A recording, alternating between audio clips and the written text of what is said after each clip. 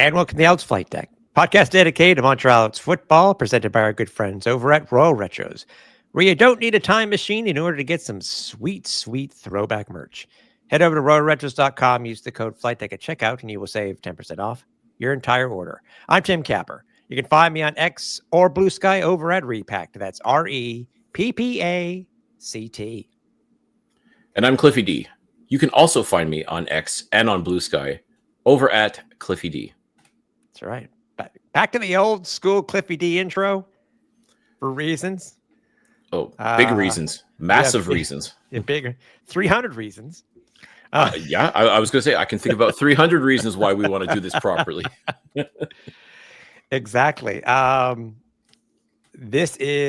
We always try to celebrate milestones here at the Alouettes Flightdeck on the show. And this is a big one. 300 is a big number. It's bigger than 2, and it's bigger than 100, obviously. And we try to go big and bold. And by God, we went big and bold.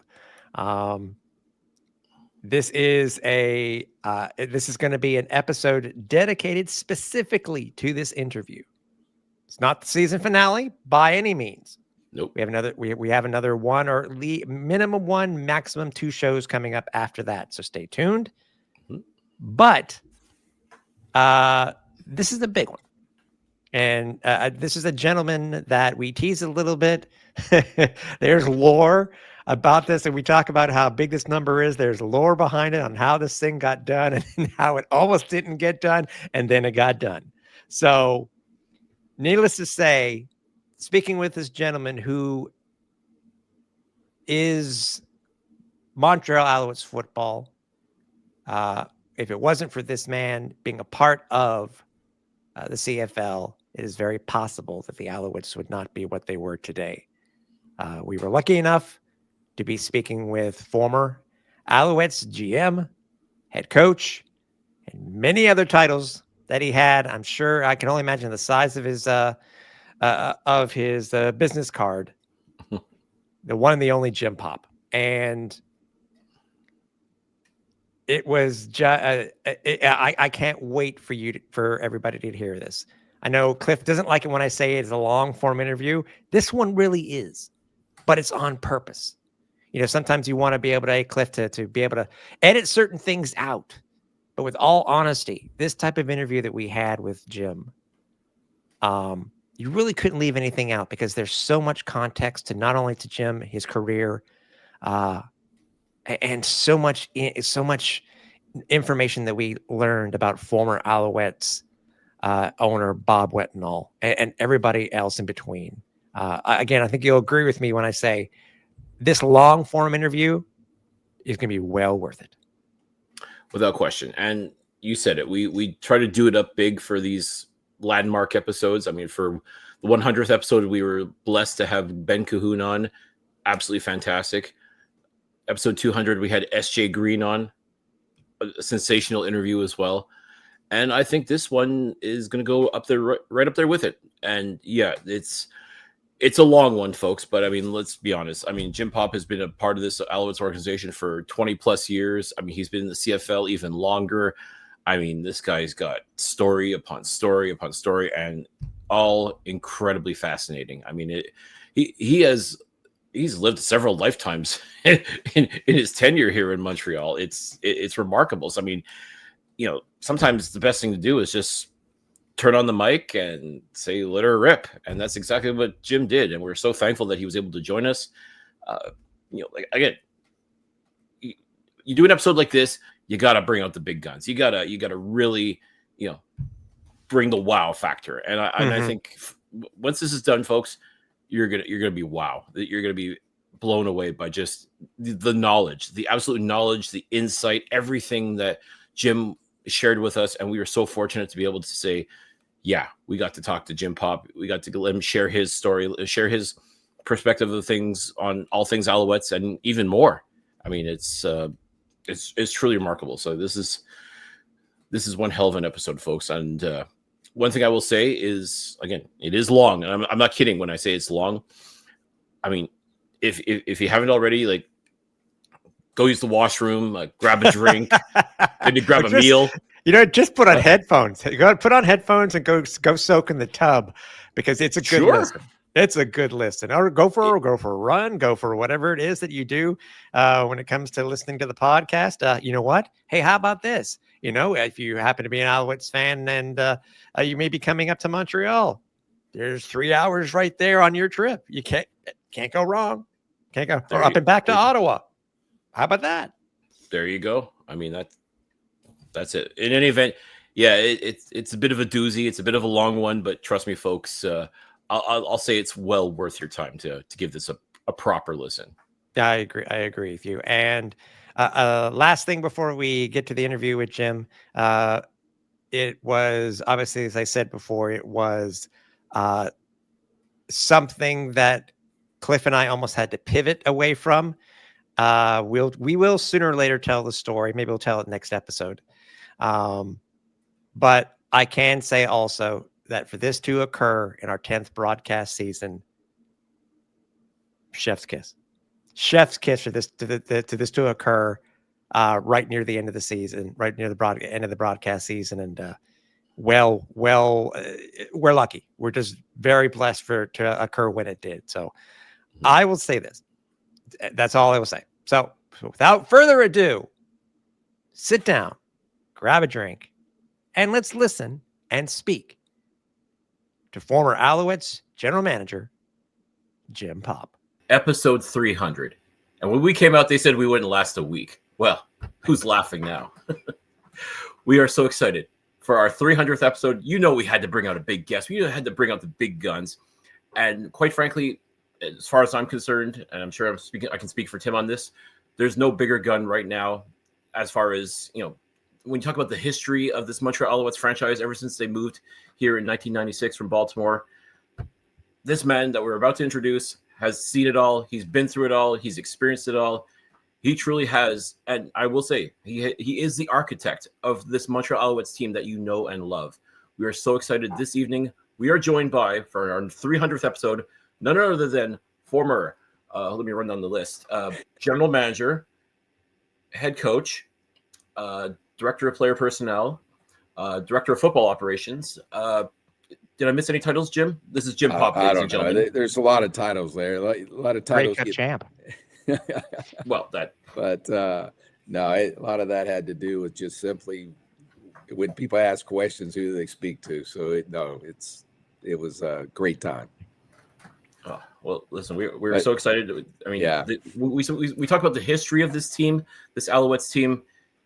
It pretty much starts with you. I mean, let's be honest. I mean, from the moment this team came here from Baltimore, I mean, all the way up until 2016, I should say, like you were the Montreal Alouettes. I mean, it's an incredible story, and we're so excited to be able to share that with you, or have you share that with us this evening. No, I appreciate Cliff and Tim. Thank you so much for having me on. It's I love being a part of the CFL history. I love being a part of the Montreal history when we restarted the team back and were able to do the great accomplishments, the different things that we did. And there's a lot of stories, a lot of different stories that go with all of this. And, but, having great ownership, I mean, to be honest, to even be able to come to Montreal and Jim Spears owned the team and, the confidence he had in me. And then, when Mr. Wetnall took over to retain me, to keep me there, which he didn't have to.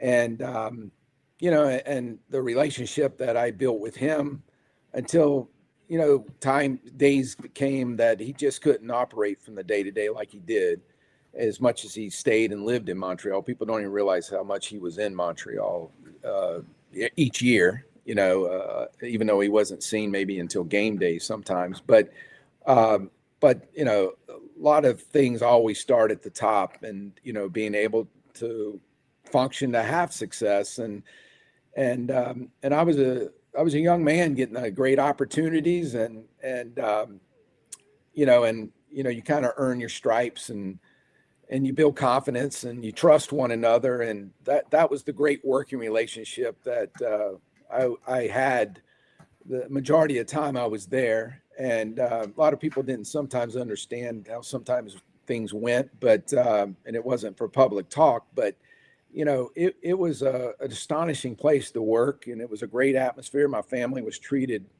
very well, and I never, I got. Matter of fact, you get too comfortable sometimes. You kind of feel like you're part of the family, and that's kind of how I was treated or told. You are part of our family, and I had plenty of chances to leave, and I didn't leave, and it was hard to leave because of the enjoyment that I had, from that job, and that became more important to me, and making sure my family was, things were going well, than it was to chasing bigger jobs. But I really had no interest in ever leaving Montreal, and Mr. Wettenhall knew this, and unless I got a direct job as a general manager in the NFL, or if there was a special job in Charlotte, where I'm from the area of Charlotte, and or maybe in Baltimore, where my wife's from, and then we spent a couple years. But outside of that, it was really a GM job, and if I wasn't that, then I wasn't going to leave. But every chance I had to interview for a job, I'd always go directly to Mr. Wettenhall. We'd talk about it. It wasn't leverage. I just let him know, and he'd go, "Well, you need to go interview," and I'd be like, "Yeah, but I'm not going to take the job." And he goes, "But you should go interview. You'll regret it if you don't." And that's how we had a relationship. So, we went through everything. So, that's why the job was so enjoyable. It's like they say, though, that the grass isn't necessarily greener on the other side. The grass is greenest where you water it. Mm-hmm. And I think that would be a fair assessment to start up your time in Montreal, would you say? Yeah, well, yes. And, when people, when you put so much hard work into everything you do, and I was part of the creation of starting it from absolute scratch, even going back to Baltimore, absolute scratch. We had to come back and start over again in Montreal, absolute scratch. And it's like watching a child grow up, and, you want to see it grow up. You want to see it mature and have success. And not just that, it's the people who join the fight in the work effort, and all the different people that I was a part of hiring, and seeing them have great success. And, and I always would try to tell them, like, you're with a successful franchise, success breeds. And, if you do well, there'll be opportunities for you. And then to watch several of these people go on and have great jobs, whether it's they've become head coaches and, general managers or player personnel directors, or go to the NFL and get into high position jobs in the NFL. That's a tremendous enjoyment for me, let alone all the players that you have a hand in and changing their lives. They do their part, we do our part. I try not to get too close to them. Sometimes that, it's a business mind, but I wanted them to treat them extraordinarily well. The longer they're with you, the better relationships you have with them, or they understand the type of relationships you have with them. But, they perform. You try to take care of them. It's very difficult to ever get rid of any of them, even if your hands are being forced, and or if, their best days are gone. They're difficult situations, but it doesn't mean you don't care and love for them. And, and I have tremendous relationships with a lot of players, and that, and they've come back to us, twofold, whether it's coaches, myself, years later, and as they mature and they have families and they realize how special it was in Montreal. It's not normal. And that's what I would always tell the staff every year. This isn't normal. So don't take it for granted. And, in the calendar year, January through December, every year is very similar, but you got to basically start over and do it again, especially if you don't win a championship, do it again. And we really had it rolling for a long time. Yeah, that's true. And, people may not know that you first had before you were going to Baltimore and then coming here with the team, you had a cup of coffee with the Saskatchewan Roughriders. Yeah. What drew you specifically to your first job in the CFL? For those who don't know, I think you're a wide receivers coach, if I'm not mistaken. I went there as a wide receiver coach and the director of player personnel. So I had a dual role. The way that came about, I didn't know a whole lot about the CFL other than, like most people in the U.S., is watching it on ESPN when they were filling time, and when ESPN started and CFL was on TV. And obviously I'm a football nut, so I'm watching that. But like the ambition to come to Canada. So I was part of World League of American Football. Montreal had a team at the time, which turned into NFL Europe. But I was with Roman Gabriel, the great, Hall of Fame quarterback, and and I was with him in Raleigh, Durham, and our team lasted one season. George Shinn owned the team, who owned the Charlotte Hornets NBA team, and the NFL took the team from him. We were all out of a job. I learned about a new. This is kind of how my career's gone. I learned about a new football league starting called the Professional Spring Football League. I learned it through the USA Today. I applied for it. Just happens to be somebody that was helping them put their league together knew me. Get a call. You want to come up as a consultant? Well, this is how I got into personnel. I go up to the Meadowlands. I'm living across from Giant Stadium. I'm working with all these NFL people working on this new league. And they liked what I did. And I put together a whole league of personnel. I signed over 1,000 players and went to a draft. We drafted 10 teams. I had 100 players. And this is how I knew players. But while I was doing that, we were running camps across the U.S. And we had a camp at North Texas, and we had 650 players at this camp for a one-day tryout. And the next day we had a camp in Tampa, Florida, who had over 1,000 players. We flew that night. It was crazy. And but there was no spring football being played, and people wanted to play. But Dan Rambo happened to be at that tryout in North Texas, and he yells at me over the stands like, "Hey, Jim," didn't know the guy. I'm really impressed how you're organized. It's so organized, but things don't work out. Here's my card. Call me. Well, months later, when we find out this isn't going to fly, we already been in training camp practicing for 3 weeks, and then all of a sudden the doors are closing. I call him, and he's like, and I had no idea he had left Saskatchewan to go to Ottawa to be a GM. I didn't know any of this. And he's like, well, he goes, I don't have a job, but I know a team that needs somebody. Let me call the general manager, which was Al Ford. So 48 hours later, Al's calling me and it's like, hey, I want to introduce you to our head coach, Don Matthews. Well, Don was in World League of American Football. We didn't know each other, but he spent a season with Orlando. And next thing you know, he came to Saskatchewan. So he was already there. And so he says, hey, you want to come up here for an interview? Sure. So I get on a plane. I had no idea where I was going. I fly, and I got more stories that I won't go into. I fly in there. I spend 3 days interviewing. I mean, they grilled me. And I was young. And they're like, and I find this years later through Bob Price, Daryl Adrolin, who was part of taking care of me with Don Matthews. But I get off a plane, first thing Don, you know how Don was. He was the renegade that had the, basically had a mullet, was driving a Harley at the time. He's in jeans. I'm in a suit. And he's like, you're too dressed up for me. And I laughed, and I'm like, well, if I'd have known, I said, I didn't know. So I spend 3 days there grilling me, and then I go home without the job offer. And a week later, they call me, and they're like, you want the job? Sure. And so packed a U-Haul up, all my belongings. I drove 3 days, 12 hours a day to Regina. That was the start of my CFL career. And coached receivers, which I had a Hall of Fame receiving corps.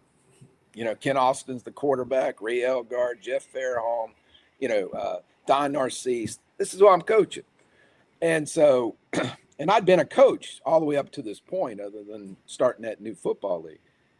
And so I'm doing personnel, and they're like, how do you know all this stuff?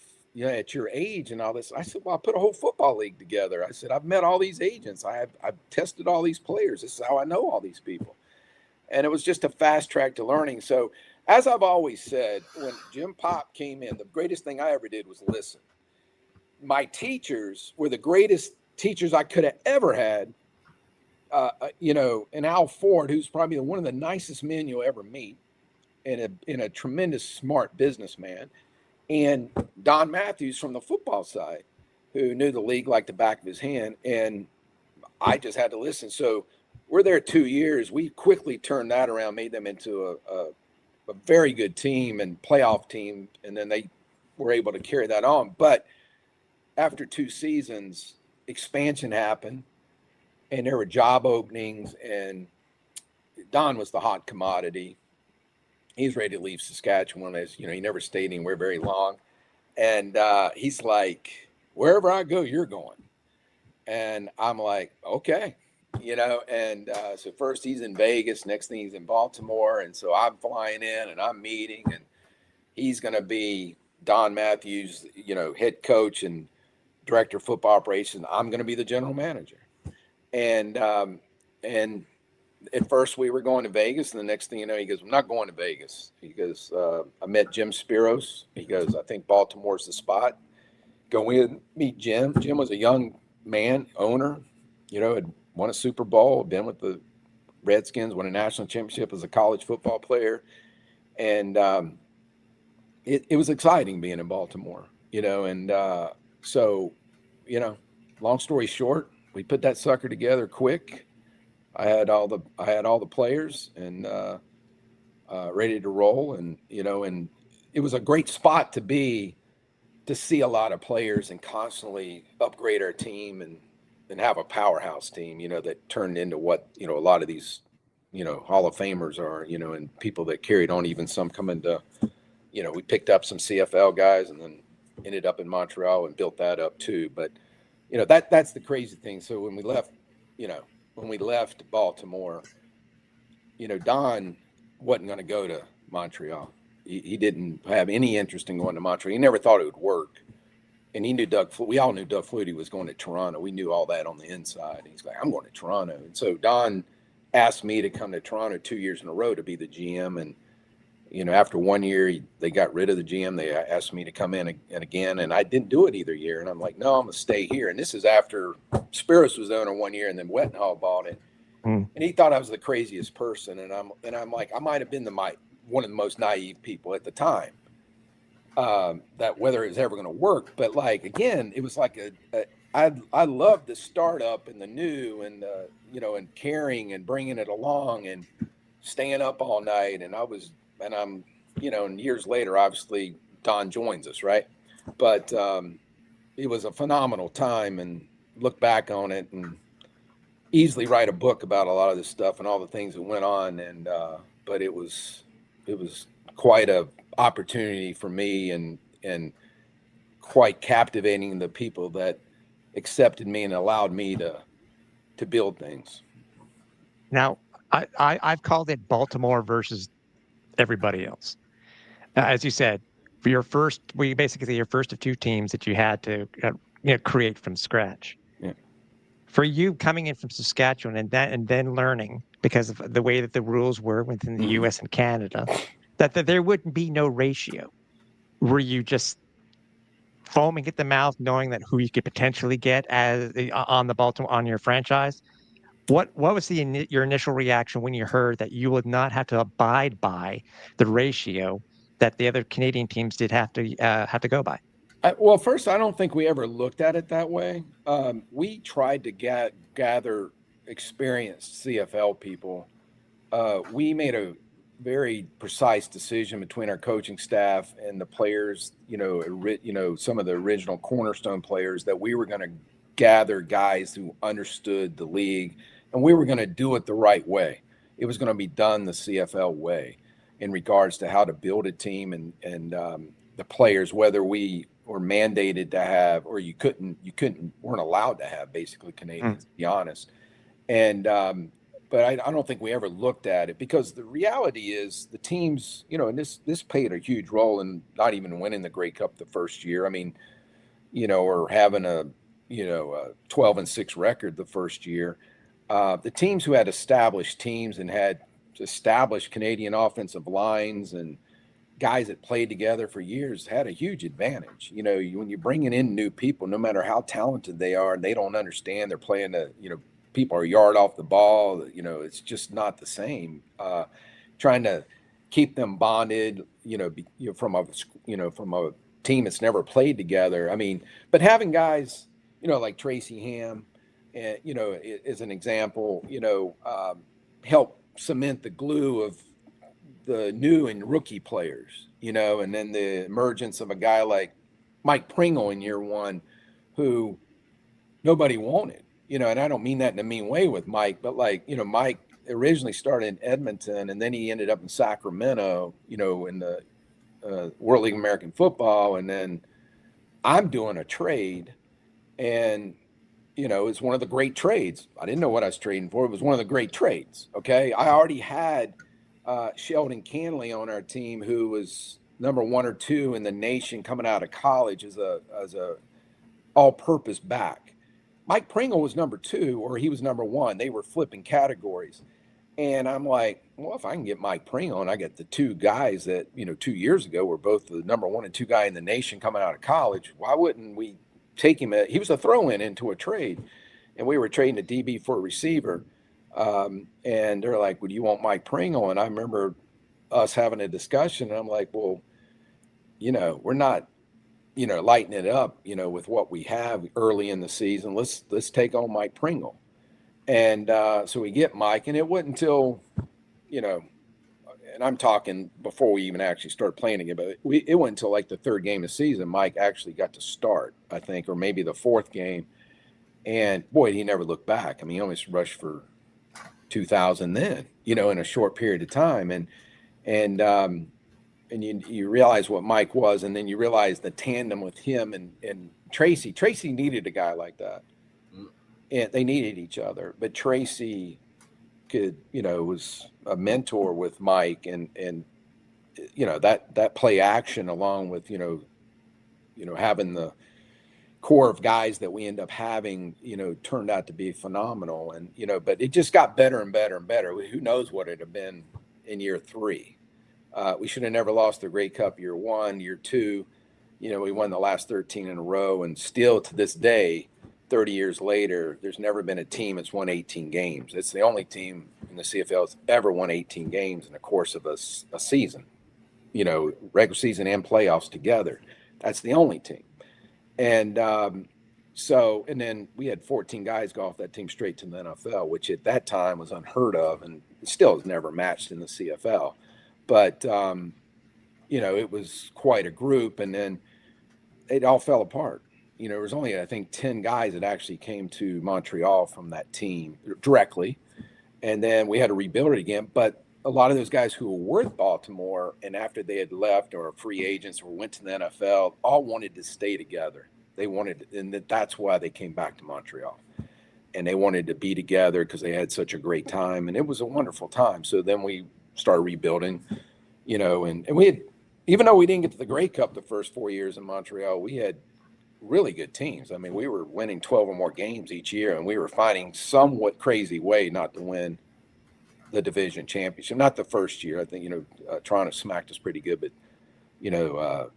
the next 3 years, I think 97, 8, and 9, we lost like heartbreakers, like in the last minute of the game in all 3 before we, actually Anthony, his first year as a true, the number 1 guy, we went to the Grey Cup, and then, and then there was eight of them, so it was quite an unbelievable run. But it was, but we had very good teams through that period of time. I'll say. And talk to us about the actual experience of being in Baltimore itself, because I hear conflicting reports all the time. The fans that loved CFL football absolutely loved it with everything they had. Like, to them, it was their team. Like, it replaced the Baltimore Colts, and to the point where the team even tried to go by the name Baltimore Colts. Yeah, well, I mean, that was, it was like, what you can compare it to is when the Alouettes went away, and there was 10 years of Alouettes lore and history, and especially when they had great teams before they became the Concords. But, all those great teams, and the guys that were all stars, for that team were still stars, right? They were folklore in Montreal. That's how Baltimore was. So you had the history of the Colts, and we're in Memorial Stadium, which was used as a baseball and football, but Johnny Unitas is around, some of the great players are still around, live in Baltimore, and they're still the stars of the city for football. And then we come in to start playing. Some of those people accepted us and jumped right on board. Some of them, you could tell, it irritated them a little bit because you're taking a little bit of their thunder. And but a lot of them, actually embraced us in those 2 years as we built it up. But yeah, they tried to use the Colts name or go CFL Colts, and it was blocked. And then and then we didn't even have a name for part of the time the first year, and then year 2 it became the Stallions, and which was a great name, and logo, everything all stayed the same. But being in Baltimore with the history of the team and us playing in that historic stadium. And then the Baltimore band, if you ever know the history of that, was still together. Even it was 10 years later, they're playing at the band's still together in a Ravens uniform. But great, just crazy stuff. And they, it's a very family oriented culture that they had. The Colt. What it really was, it was almost a fan group. It's almost like Boy Scout group over here and a Boy Scout group, but it was a Colt, and then it became a Stallion group all over the city. But each group of people, community, would take on a player, and that was their player, and they treated them like their son, and that was the culture. It was an unbelievable culture of just the organization, people getting along. Now we won a lot, but after the games, we'd all go eat at the same restaurant. We were at this restaurant that would turn in, have a dance floor, everybody would dance, have a good time, and then they'd go their own merry way, and it would start over another week. And but it became such a close knit group of people in that 2 years. It was abnormal, but that starts with the people there and the culture, but like building that up. And then of course baseball went on strike during that period of time. And actually our crowds got affected. You would think it'd go up, it actually went down, when baseball strike. And it's crazy to think that, but great thing that came out of that is we got to travel charter, which because all the charters became free because they're baseball. They're like, okay, we'll give it to you for X, and it was cheap. But we built such a fan base that it actually spurred on the city, and Mr. Modell was ready to move the team out of Cleveland. So Baltimore was the destination. And then fortunate for Montreal, to be honest, that Mr. Spiros decided we're going to go to Montreal and restart the team and start a team up there. And that's, I'll never forget the day. I mean, all my stuff, he's like, hey, I'm coming to pick your stuff up, and we're going to Montreal. And I'm like, what? And he says, yeah, I'm going to pack your stuff, and we're going to Montreal. I said, all right. And I didn't see my stuff for a year. I lived in a hotel. He got stuck at the border. I never saw I had to rebuy clothes and everything. I lived out of a hotel room for 1 year. And without my own belongings. It cost me money, but it was well worth it. That's another story. No, these are great. And I want to ask you, up until that point, you've been in other leagues, you'd started other leagues, you started another team. What was it like winning your first Grey Cup, Jim? I mean, you're such a young guy at the time, second year as a GM, really. What was your reaction to winning the Grey Cup? Beside the thing about being the first American team to win the Grey Cup, that doesn't, that's what it was. But for you, what was it like for you, your experience winning the Grey Cup for the very first time? Yeah, I mean, well, I come out of college. I'm trying to think just off the top of my head, like actually winning any kind of championship like that, but not that big. But obviously once I started college coaching, and then I went into pro, different pro leagues, and you hadn't won a championship like that. There were some rough periods of time through there. So when you start building something that is special and it's special, and then that game that we won might to this day be some of the most collective talent ever on a Grey Cup field between the two teams. Both teams were 17-3, tons of Hall of Famers. And we from the way we lost the year before and knew we shouldn't have lost, or, and some of the controversy that went with it, but we lost. And we were determined to win, and we hadn't had great success at that point in 2 seasons with Calgary. I mean, our guys came out to play, and they played a phenomenal game. It was a beatdown, and we dominated. And in that moment, that was just unbelievable. It was a great feeling, to ever win a championship. They all are when you win, and then you're hopping on a plane, you're going back, and the crazy thing is that we never got to celebrate that. We come off a bus. There's people everywhere. People used to meet us at the airport in Baltimore, but we got in the middle of a day, from Saskatchewan and Regina, and then we went straight to the Inner Harbor downtown, and they had a little small guy, like get together to the mayor, and here's the championship. Last time we were ever together. That was it. The team was done. We're moving. And never got to have a parade or celebration or all together. We all got together 5 years ago really quick because TSN, ESPN wanted to do a special on 25th anniversary. But, I'd say 2/3 of the team couldn't be there because it was done so quick. It was done very well, but it was done so quick. Here the 30th year was this year, I think, and we wasn't even talked about getting together. But the sad thing is, it's not really recognized. That's the sad part, and really, whether people want to associate it is associated to the Alouettes. It's part of it, and it should be recognized because it was part of the history of absolutely keeping the CFL afloat. CFL might not have been afloat if they didn't expand and go to the U.S. and were generating money from the teams down there and what they're doing. But, the one thing that was done properly, the Baltimore Stallions was done the right way. It was built the right way. It wasn't built to try to change the league. It wasn't built to be different than the CFL historically has been built.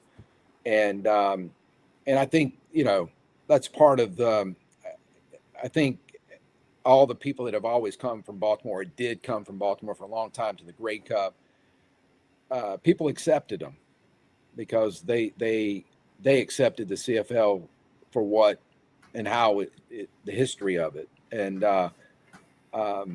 it's, it's always been a part of, I stand there with a chip on my shoulder. Anybody that ever played for the Stallions, they all do.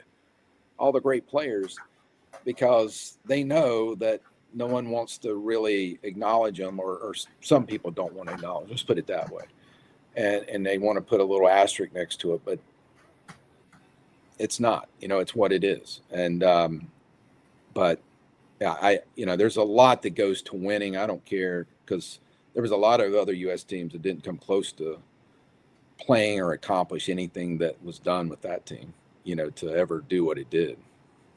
Last time I checked, Jim, Baltimore Stallions plate is still on the Grey Cup. So it's a special plate. It's a special place for all of us. I mean, we still see one another, and I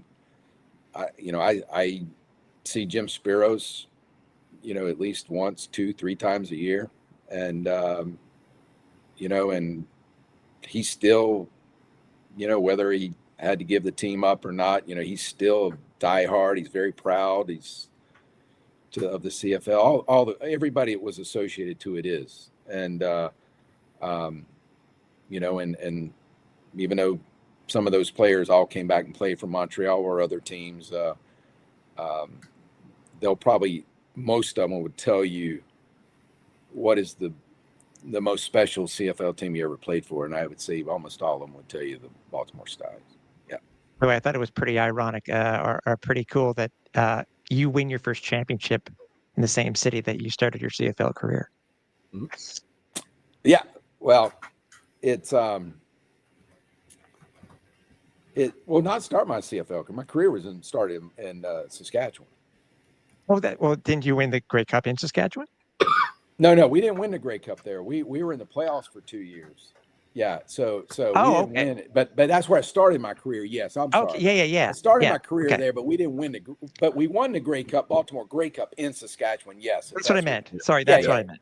That's what I meant. I Yeah. thought you were saying, yeah. So No. no, those type of ties. Yes, I mean it's really something. So that was a very special thing for me to come back. But it's funny. There's a lot of Saskatchewan people because of, um, I wasn't the mainstream person. I was the Mhm. director player person. Some people don't even know I was in Saskatchewan, or doing what I was doing at the time. And because it was a quick 2 seasons, before I was leaving and going to Baltimore. But yes, so I apologize for that. That's But okay. no, Saskatchewan's always had a little soft spot in my heart, because of the people I know there to this day. A lot of the people that are still associated, in some way, alumnus and everything, back to the Rough Riders. And but no matter where I've worked before, obviously you go win a Grey Cup and you're playing against those type of, or being in those cities, or playing for against those teams, and Mm. you want to win. No matter who your friends are, Yeah. you're not friends that day, so. Now, Friends off for 3 hours. Yeah. Yeah, We'll exactly. talk That's later. it. We'll have a beer later if you want to have Yeah. one. Yeah. So we know you said you basically started the team in Montreal again in '96 when you moved up. Mhm. One thing I wanted to ask you, Jim, if you're allowed to comment on it, and it's that, and I can hear how close you are with Jim Spiros. Mhm. The Jim in Montreal, I guess there were two Jims that people liked. It was the Jim bringing the Alouettes back, and then there was the Jim Spiros when he left. Are Mhm. you able to? Can you tell us something about Jim Spiros that fans from '96 should know about him? Because as I said, they know him as an owner in '96 bringing the team, but then they saw he was the face. And I've learned this now, that if you're the face of something, whether you are the top person or not, you may always get the flack, or you always may get the press, positive or negative. But is there anything about Jim Spiros you can tell Owls fans that's something that they may not know about him? Well, there were two owners. So Michael Gelfand, Michael Gelfand, yes. Dr. Michael Gelfand, was very wealthy, and he was in the Washington D.C. area, but he wasn't the face. Jim was. Jim was the president also. Jim's a real go-getter. Jim is so positive, that it's going to work and accomplish, whether it is or isn't, he believes it is. That's how Jim is. And, he's an entrepreneur. He's had great success. He's rebuilt himself several times. He owns restaurants. He's had several things that have had great success. And that's he was a true believer that things were going to be done. He, to this day, I mean, he dresses sharp. He speaks elegantly. He works his tail off. I mean, I've been invited to be a part of a panel and guest at Clemson University, because he's a huge Clemson alumnus, where he won a national championship, and with their entrepreneurship, and I'm part of that. And he doesn't have to invite me to do that. But as we go along and you age and you're together and you have up and down times, and you appreciate one another because you helped one another. You've been Mm. through tough times with one another. And I mean, what people, the amount of money, um, the big money, Mike Gelfand was that person, and coming into Montreal, even when we did, it was late. And that first year, I think we only had 1,500 season ticket holders playing in Olympic Stadium. Yeah. 1,500 playing in a 60,000 seat arena. And Jim was bold at times. He I think even one time he guaranteed a win, and if not, you can buy a ticket for $1 the next day. Now we won, and so it was tough sledding, trying to get people on board. And I can remember my first year. I'm in the office hour upon hour, late night, and people are hired to work, and because of the laws of working, people would not work more than 8 or 9 hours. That was it.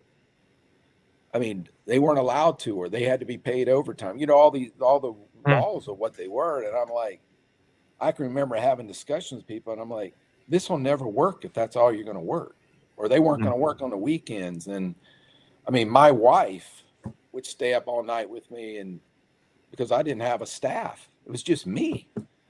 It was just me doing personnel. There was nobody else. It was a coaches and myself.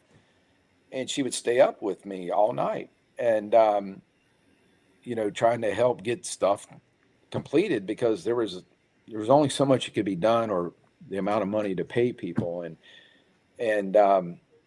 they went through tough times. I mean, I know the league asked for help. I mean, the team asked for help from the league, and it just went back and forth. And even from the day that Mr. Wettenhall took over, I mean, I would say within 48 hours of that, Jim's talking to me and like, this is, this other partner's coming in, and then we're going to be doing X, Y, and Z.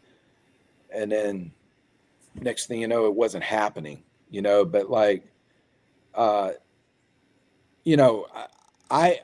can't speak on behalf of Jim Spiros or anything that went on in regards to business deals or anything that was being done or what was talked about or said that would happen. And I can tell you his intentions or anything like that. I can promise you that he had every intention that it would work. And I do think when Mr. Wettenhall came in and the discussions with Jim, Mr. Wettenhall, whoever was told X, Y, and Z, he made every effort to keep those relationships with those people and to take care of them and let's move forward. And so, yeah, because I think Jim and Mr. Gelfand were part of bringing Mr. Wettenhall in. I don't think people realize that he was going to be a partner, and then he ended up, or the league allowed him to take over completely. But but it was Jim Spiros and Mr. Gelfand that actually brought Mr. Wettenhall into the mix. I think that's something new. So is it fair to say then, Jim, that Spiros was treated poorly in the press? Because as I said, this is coming from somebody who's been following the team since '96. You read one side of it. Do you think that the press treated him fairly? Listen, I don't even remember any of what was said. All I can tell you is that the intentions of people to do the right thing were all there. There wasn't anybody trying to pull the wool over people's eyes. Right. The reality is, if Mr. Spiros would have never brought the team to Montreal, there wouldn't have been another Alouettes. That's the reality. I wouldn't have had a job there to work and help build a dynasty. It wouldn't have existed. Mm-hmm. And so the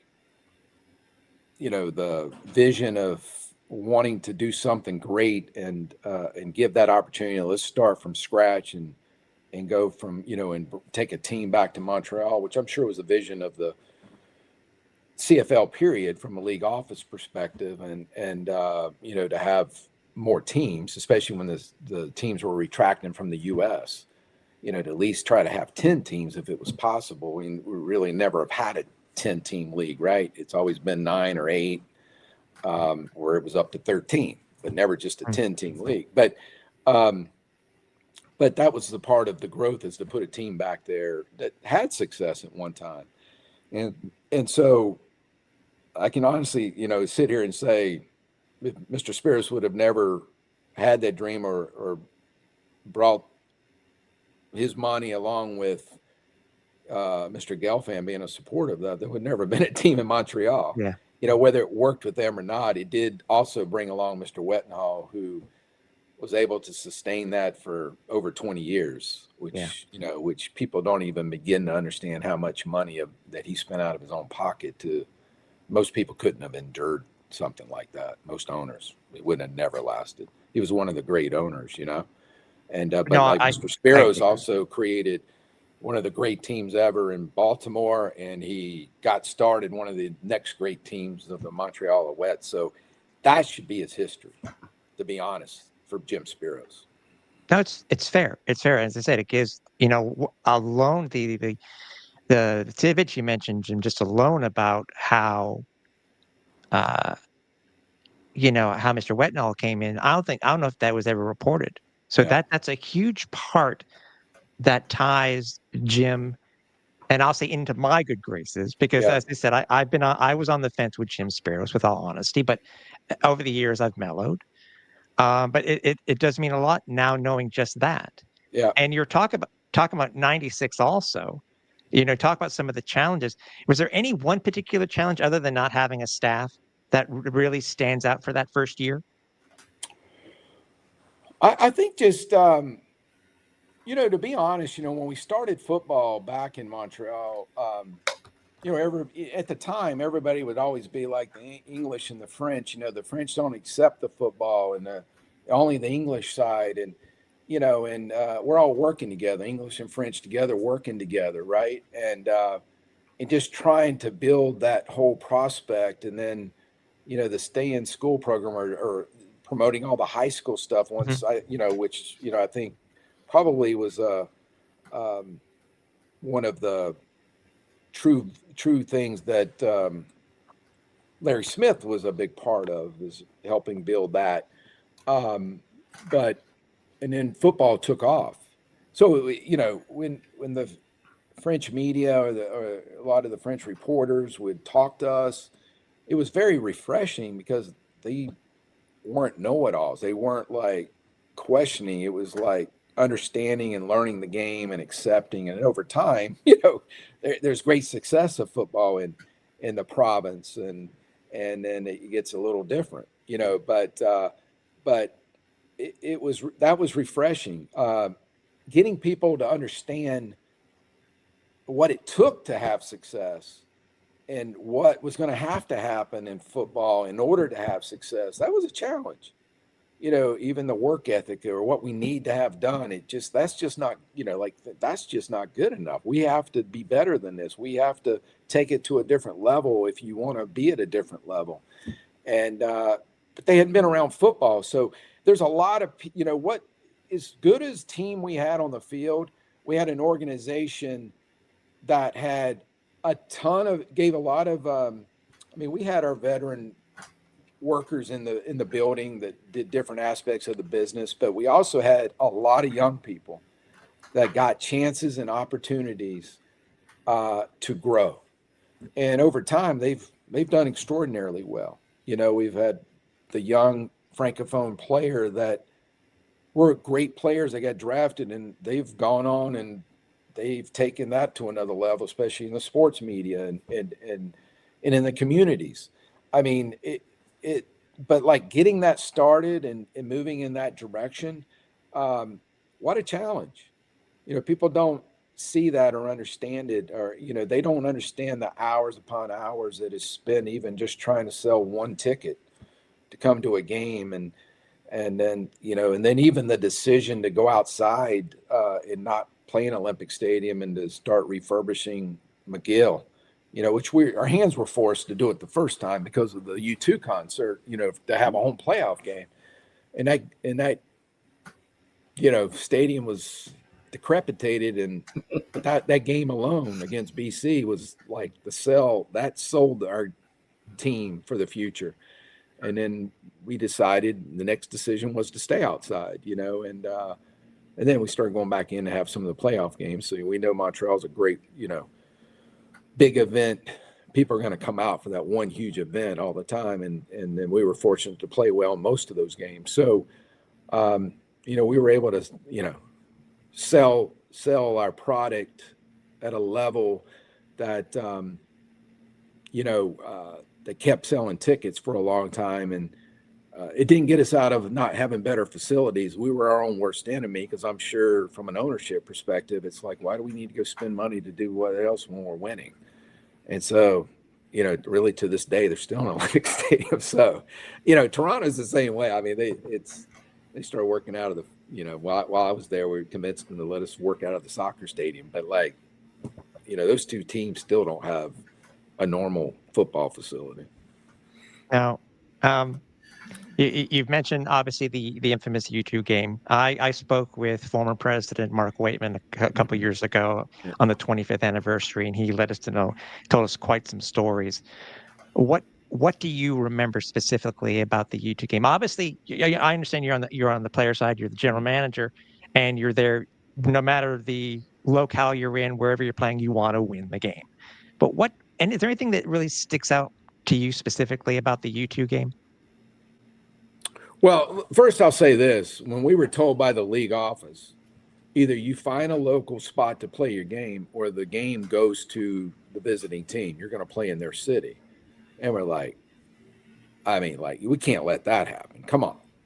And so when we were able to play the game, down in the tree growing out of the stands and they got things fenced off. And I'll never forget, and I never forget the people talking about it. But we had this phenomenal first half. We jumped on them 31 wood. Everything. You were up. Yeah, you were up. But I just remember how people were watching in the bars, and then they started walking up the road, and they were all trying to get into the stadium because they wanted to be a part of it. They wanted to be in the stadium, and they couldn't get in. There was nowhere to go. And I just know football in Montreal changed, even though it had very good teams up to that point, record-wise, and and talented players. The want to be at games changed because of that game. That's my view. Because of how we performed and how we played, and we're outdoors. And then once it was announced, we were gonna. Mr. Wettenhall was willing to work something out to spend some money and start changing. And then we're going to play games outdoors. It was exciting. It was exciting seeing the stadium being adjusted, being changed, being fixed. And then we realized, well, we got a special spot here. This is a special place. It's different. It's not home. People don't realize, every Alouette game's an away game for the players, and it's not traveling across the country to go to a game, but you got to pack up everything you got, the equipment room. I'm sure Mark Waitman's talked about this. Everybody in stadium operations, you got to pack up everything. You got to set it all up. You got to pack it back up. You got to take it back out of the stadium. It's not your stadium, and load of work that other people have home stadiums and fields that don't have to go through. It's quite the production to put on a game every time you play there, with all the work that's got to be done to taking it in and out of a place that you're basically renting for a day, and not able to keep majority of what you have there. So you're in and out of a locker room, and they're not normal size pro locker rooms. They weren't, or hadn't been. They got upgraded and as best you could over periods of time. I don't know how they are today, but it was such a unique place, and as you win, you embrace it, and everybody embraced it. Instead of fighting it, they embraced it, and became home. And then it became, this is how things are supposed to. This is how you have success. This is how things are supposed to be done, and this is the model to follow in the CFL. As you mentioned, the first two years that the Owls were at the Big O, they were the worst in the league when it came to attendance. I've always said this for years, Jim, since the U2 game itself, and I don't know. Maybe you'll agree with me, maybe you won't. I've always said that if it wasn't for U2 and moving to Percival Molson for that game, I've always said that I don't think the Alouettes would be around today, just because of, as you said, what it became because of that one simple game. I agree, because listen.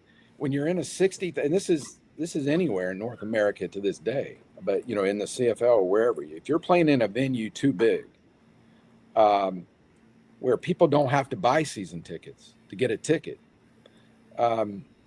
we created demand for our product. We told people we were going to win once we decided to play outdoors. Mr. Wettenhall would never let all 20,000 tickets be season tickets. He would only allow 17,000 to be season tickets, and every game had 3,000 open to the public. But it became, even then, that people thought they were all gone. But it it made people buy the tickets. If you want to go to the game, you better buy the ticket. You better buy the season ticket or you're not going to the game.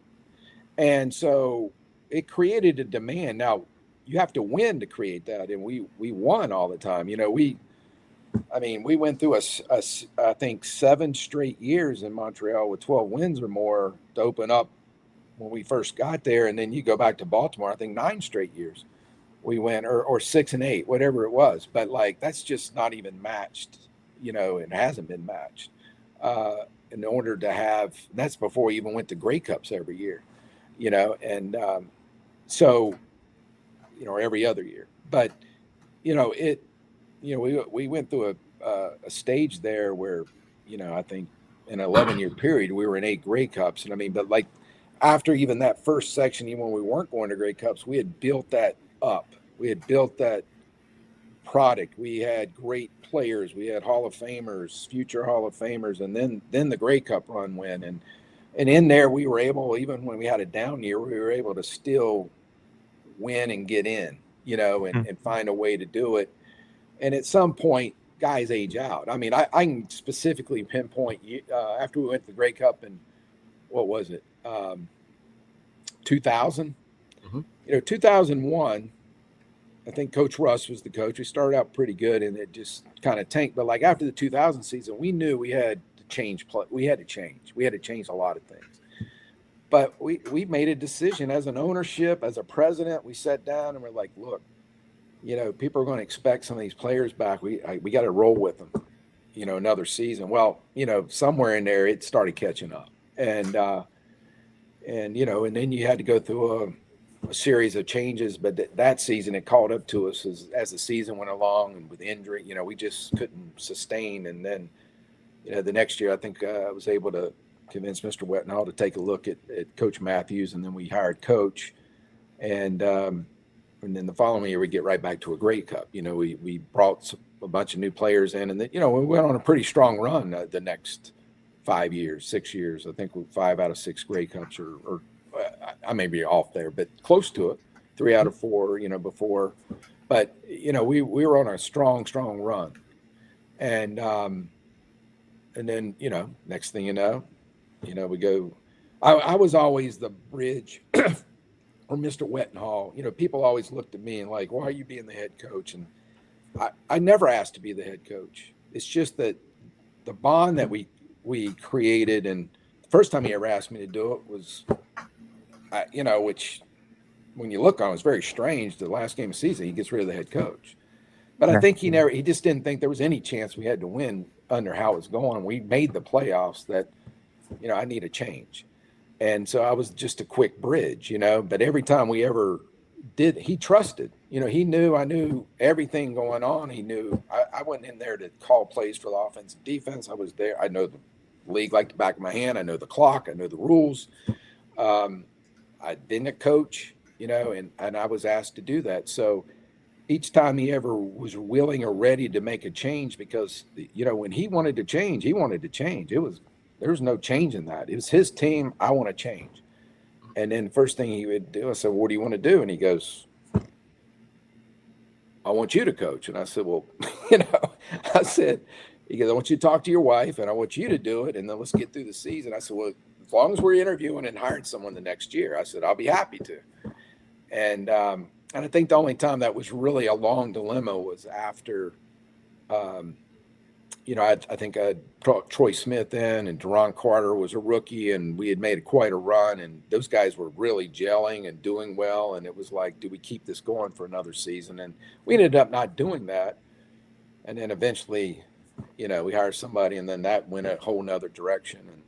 But you know, and then we had Don for several years, and then, you know, we were able to hire Coach Tressman, who I brought to the table. But that was probably one of my, you know, doing personnel was one of my great feats, but one of my other very strong points is knowing who to hire, you know, and who to bring in, and to bring in at the time, even before Tressman, I brought Milanovic in, and I was the only coach that Tressman kept. And it was really about the only coach I ever hired. I'd never hired a coach. I never hired my own coaching staff. I always had to take over for whatever coach was there. And that's not an easy thing to do, because they're all loyal to the coach that was there. It's very difficult. So people don't even understand all the different things. When some of my best general manager stuff is when I was having to be the coach, so, keeping the team together and being able, but 4 out of those 5 years we went to the playoffs. One of them was a great guy, so that's why Mr. Wetnall would always come back to me because he trusted it. He always felt like if I need to change and do something, I'm gonna go to Jim. And that's kind of how things went for a long time. And it may have seemed strange, or people looked at me and go, "Why are you putting yourself as the head coach?" I'm not, I'm not going to turn around and tell an owner who's been loyal and done everything, like, I'm not doing that. That just wasn't ever going to come out of my mouth, to somebody who's, paying your paycheck, like, what do you want? And what do you want said, what do you want addressed to the team? And you don't go, the owner wants this. You go out there and say, this is what we're doing. A lot of times it's the owner wants this, but that's not how you address a team. Yeah. So if I were to guess, just from what you're just saying now, Jim, you were okay with being a head coach and GM, but it sounds like you would rather have just been the GM. Is that right? Because obviously here in Montreal, Danny Machocha did the same thing when he was hired, when the new ownership came in here with Pierre Carpelado. Am I guessing right? You would rather have just been the GM rather than a head coach GM? Well, listen, I was a GM. You can have different titles for people, but people who are GMs, there are GMs that never leave the office. There are GMs that never scout. There are GMs, you can put a GM title. I was a GM that hit the road and scouted. I'm sitting there looking for the players firsthand. I'm the one bringing them in. I'm on the road during the season, not with the team doing stuff. I'm coming back, sometimes I'm with the team, sometimes I'm not. Okay. I used to be at a point where I felt like I need to be at every game. I don't care where I was. I'd get on a flight and go to the game. And it just got to a point. This is crazy, especially when I had veteran coaches like Coach Matthews or someone who knew the league. When we had coaches that never coached in the league, a little different because they're asking you and depending on you. Or even when I brought Tressman in, they don't know the rules. They don't know everything. They're asking you questions all the time. So, yeah, let me say this. Our model in Montreal, and to me was for the most and best success, was having and we would have monthly meetings, or at least every 2 months. We would have these meetings regularly. And then as time went, it slowed and changed and even stopped happening, was to have the owner, president, GM, and head coach meet. And for everybody to be able to do their jobs properly and to do it at best, you needed someone in all single person, those 4 positions. You don't need people doing dual roles. I don't care to this day in the CFL. It's a power play. I don't care I'm not going to bring up names. The ones that carried those titles, they weren't doing the work. They had very good people that they called the personnel people doing their work for them, but they carried the title. They weren't doing the work. Okay, so I'm not going to pretend like I was the head coach. I was a head coach that wasn't coaching a position or calling plays. I wasn't a coordinator. I wasn't doing that. I was making game day decisions. Okay. And for the organization and doing this to get through a season and let's give us our best chance, And but for me to be at my best was to just be the GM. Okay. Mm-hmm. And so I believe to this day, nobody should have both titles. There should be a separate person doing that. The model that the CFL has built, and again, they put a cap on everything. And then part of putting a cap on it is for coaches or head coaches or their staffs or people to get paid more than they're giving both titles to a guy. Okay. And they're not doing all that. There's somebody else that is part of that, of sharing that credit, look, you can bring all the talent you want to a coach, and then you as a group, you got to make a decision. And yes, most coaches are deciding who they're playing. It's not the GM. Like I had last say in Montreal all the time. I never told a coach who they had to play. If an owner told us who we had to play, which once that starts happening, you got a problem. Okay, and that's happened to me a couple times, which is not good when it gets to that. Okay, but like. When they start wanting to see something else or someone, but sometimes you're not winning at the time. And, but you're talking, you're discussing, you're listening, you're in meetings, you're formulating your roster. every week. And then who do you want? You know, and it's not just the head coach, it's the position coaches. Who do you want? Bum, bum, bum, bum. And then you're making your decisions. And then, okay, this is what we're rolling with.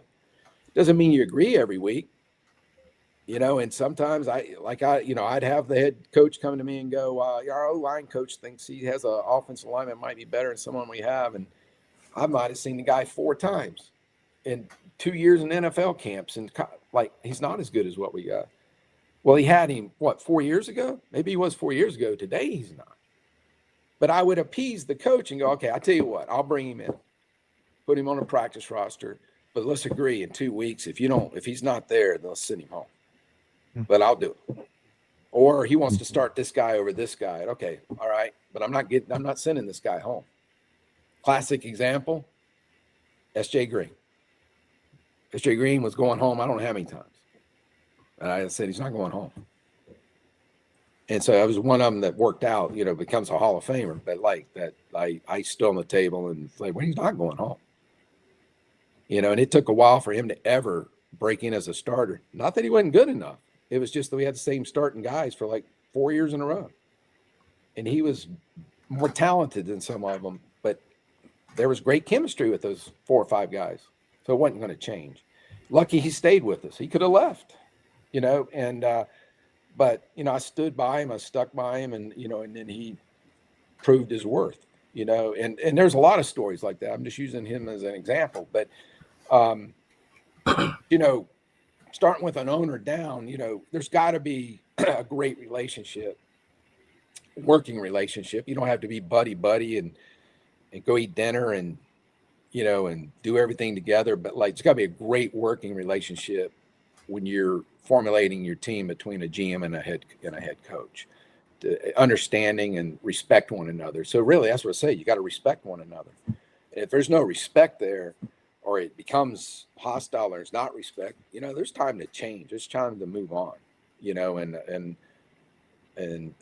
Bob Wettenhall was very in tune to a lot of that because he, you know, he was close to people, you know, he was close to players. He was close. And sometimes you can go, it's too close, you know, like he'd listen and hear some of that and they'd have their own opinion. It didn't mean exactly what it was, but he owned the team. He had every right. That's exactly, you know, he has every right to make his own choice with his team. And then if you work for him, you make your choice whether you want to stay and be a part of that with any owner. That's what takes place. Let's talk about some of those relationships that you've built in your time as general manager. Arguably, perhaps the greatest relationship you built was with one Anthony Calvillo. Mm-hmm. One thing, it's funny, I always have to eat crow about this because when you had announced that you were, I think you brought him in on free agency, if I recall. I, at the time, didn't think too highly of him, and I thought this isn't going to work. I just don't see how it's going to, especially when you have Tracy Ham as your quarterback. I mean, what do you need this guy for? Like, he's done nothing as far as I'm concerned, but you saw something in him. You saw the potential of him becoming an all-time great, and sure enough, he did. What was it about AC that you saw? I'm guessing, I don't know if you saw when you were in Baltimore, if you saw him playing for Las Vegas, or was strictly when he was with Hamilton. What was it that you saw about AC that said, yeah, that's the guy I'm going to build my franchise around? Well, it was both. Okay, so it was Baltimore and it was Hamilton. You got to remember, he came straight out of college. You know, whether people know this or not, when Las Vegas was awarded a team, they set up a practice. They set up a practice field in the middle of a parking lot in downtown Las Vegas. Mm-hmm. He was one of 12 quarterbacks invited to Las Vegas. Ron Meyer was the coach. He won the job as a rookie right out of college. They had a very unique offense, an explosive offense. They did unique things. They put all the running backs in 80 numbers. They did some crazy stuff, but like they were difficult to stop offensively. He was at the helm, and defensively they weren't great. Okay, but they also were trying non-traditional CFL things. But he lit us up a couple times in Baltimore. Like I'm talking 400 and 500 yards throwing the ball, and it was like, whoa, like this is crazy. Who is this guy? And then he goes to Hamilton when the teams retract, and and he was supposed to have been the savior, and they were terrible. They weren't a very good team. And when I say that, they didn't have people to protect him, and he was constantly running for his life, getting hurt, but still had big games, even against us in Montreal. And the whole time, like, if that guy had the O-line we have and the receivers that, and at the time, O-line and running back, I mean, the pressure would be off this guy. Like, what is he capable of? So most people don't know, Tracy Ham came to me and Mr. Wettenhall and said, look, I'm retiring in 1 year. I just want to give you guys heads up in case you want to start making plans to get somebody else to be your quarterback. He didn't have to do that. So I was on the look for a year, knowing Tracy was going to retire. So I had a whole trade done with Hamilton because they didn't want to pay him his bonus. And I was sending 2-3 players to them for him. And they waited till the 11th hour, click at 12 o'clock when he was owed it, didn't pull the trigger, let him go. And then there was already an agreement in place, and Anthony already agreed to come to us. And then they didn't do it. And so I still gave him the players, Hamilton. And then Tracy came to us as though the trade was done. I mean, that's officially how it was done. And two other teams jumped in the mix trying to get him in the 11th hour, Toronto being one of them, I think Saskatchewan the other. And he gave us his word. He said, I gave you my word, I'm coming. So he comes, he sits with Tracy. Tracy's playing his one season. And then before the season ended, Tracy was always slick. People don't, I always laugh at Tracy because he'll deny it. But like Tracy, whether we were winning big or whether we were losing, and the game was out of hand, Tracy would find a way to get out of the game and go, hey, man, put Anthony in. But he purposely did it so Anthony would get to play. And it would be funny to see if he'd admit that. But I know what he was doing. And so AC would play. So AC got to play a good bit while Tracy. But like the crazy thing is Tracy didn't retire. And then Anthony went another year because we had a 2-year deal. And then I think Tracy played 3 seasons. And then, and Anthony had to resign another contract to stay. And so he became going from a starter to a backup basically for 3 years, waiting his turn. But Tracy was the master of keeping Anthony, interested in you're going to take over and this is going to be your team. And so, but he did play quite a bit for quarters, sometimes games, before he became our starter. And he knew our system and our way and how we were going to do things. And so it was an easy, adjustment. Now, I can tell you going into that first year, Charlie Taft was head coach. And, Charlie Taft and I, I brought Charlie to the CFL. Charlie and I coached under Charlie at the Citadel in Charleston, South Carolina for 3 years. So Charlie was out of a job. I brought him up. He was the coordinator. Then he ended up being the head coach. So, Charlie had Anthony first, and we go to our first Grey Cup in Montreal. And, that was a very nerve-wracking first year because, Tracy was always called him, Papa Bear in the locker room. He had control of all the players. And here he's not there anymore. And it was AC's team. But, AC took that on, got us the Grey Cup. We almost won that Grey Cup. It was a great comeback. And, history writes itself, but that was the start of his legend. Now we probably went to 3 Grey Cups before people ever, Cliff, you're talking about that. I think it probably took 3 or 4 Grey Cups before people even gave, Anthony his credit of being one of the all-time greats. People, I don't think anybody would, and there are probably some people never even would agree to crown that until we went back to back. And AC was a tremendous player in the locker room. He was one of the boys. He was a very good athlete. he would go out and play basketball with the guys, he'd play golf with the guys. He was very loyal to his friends, and he didn't have to be a vocal leader. People trust him, and that's why he's so loved, because he played that role and he played it phenomenal. He was always there for those guys, and they trusted him, and and he had some huge games. People would say, well, he didn't have a good game in the in that game or championship. I said, you know how many great games he had in big games? I mean, there's a lot of great big games. He had great games. Not everybody's going to always play their greatest game.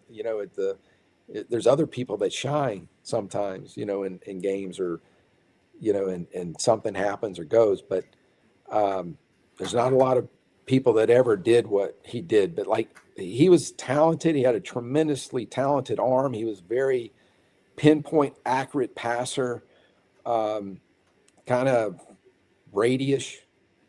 Just could, short range, boom, hit that thing.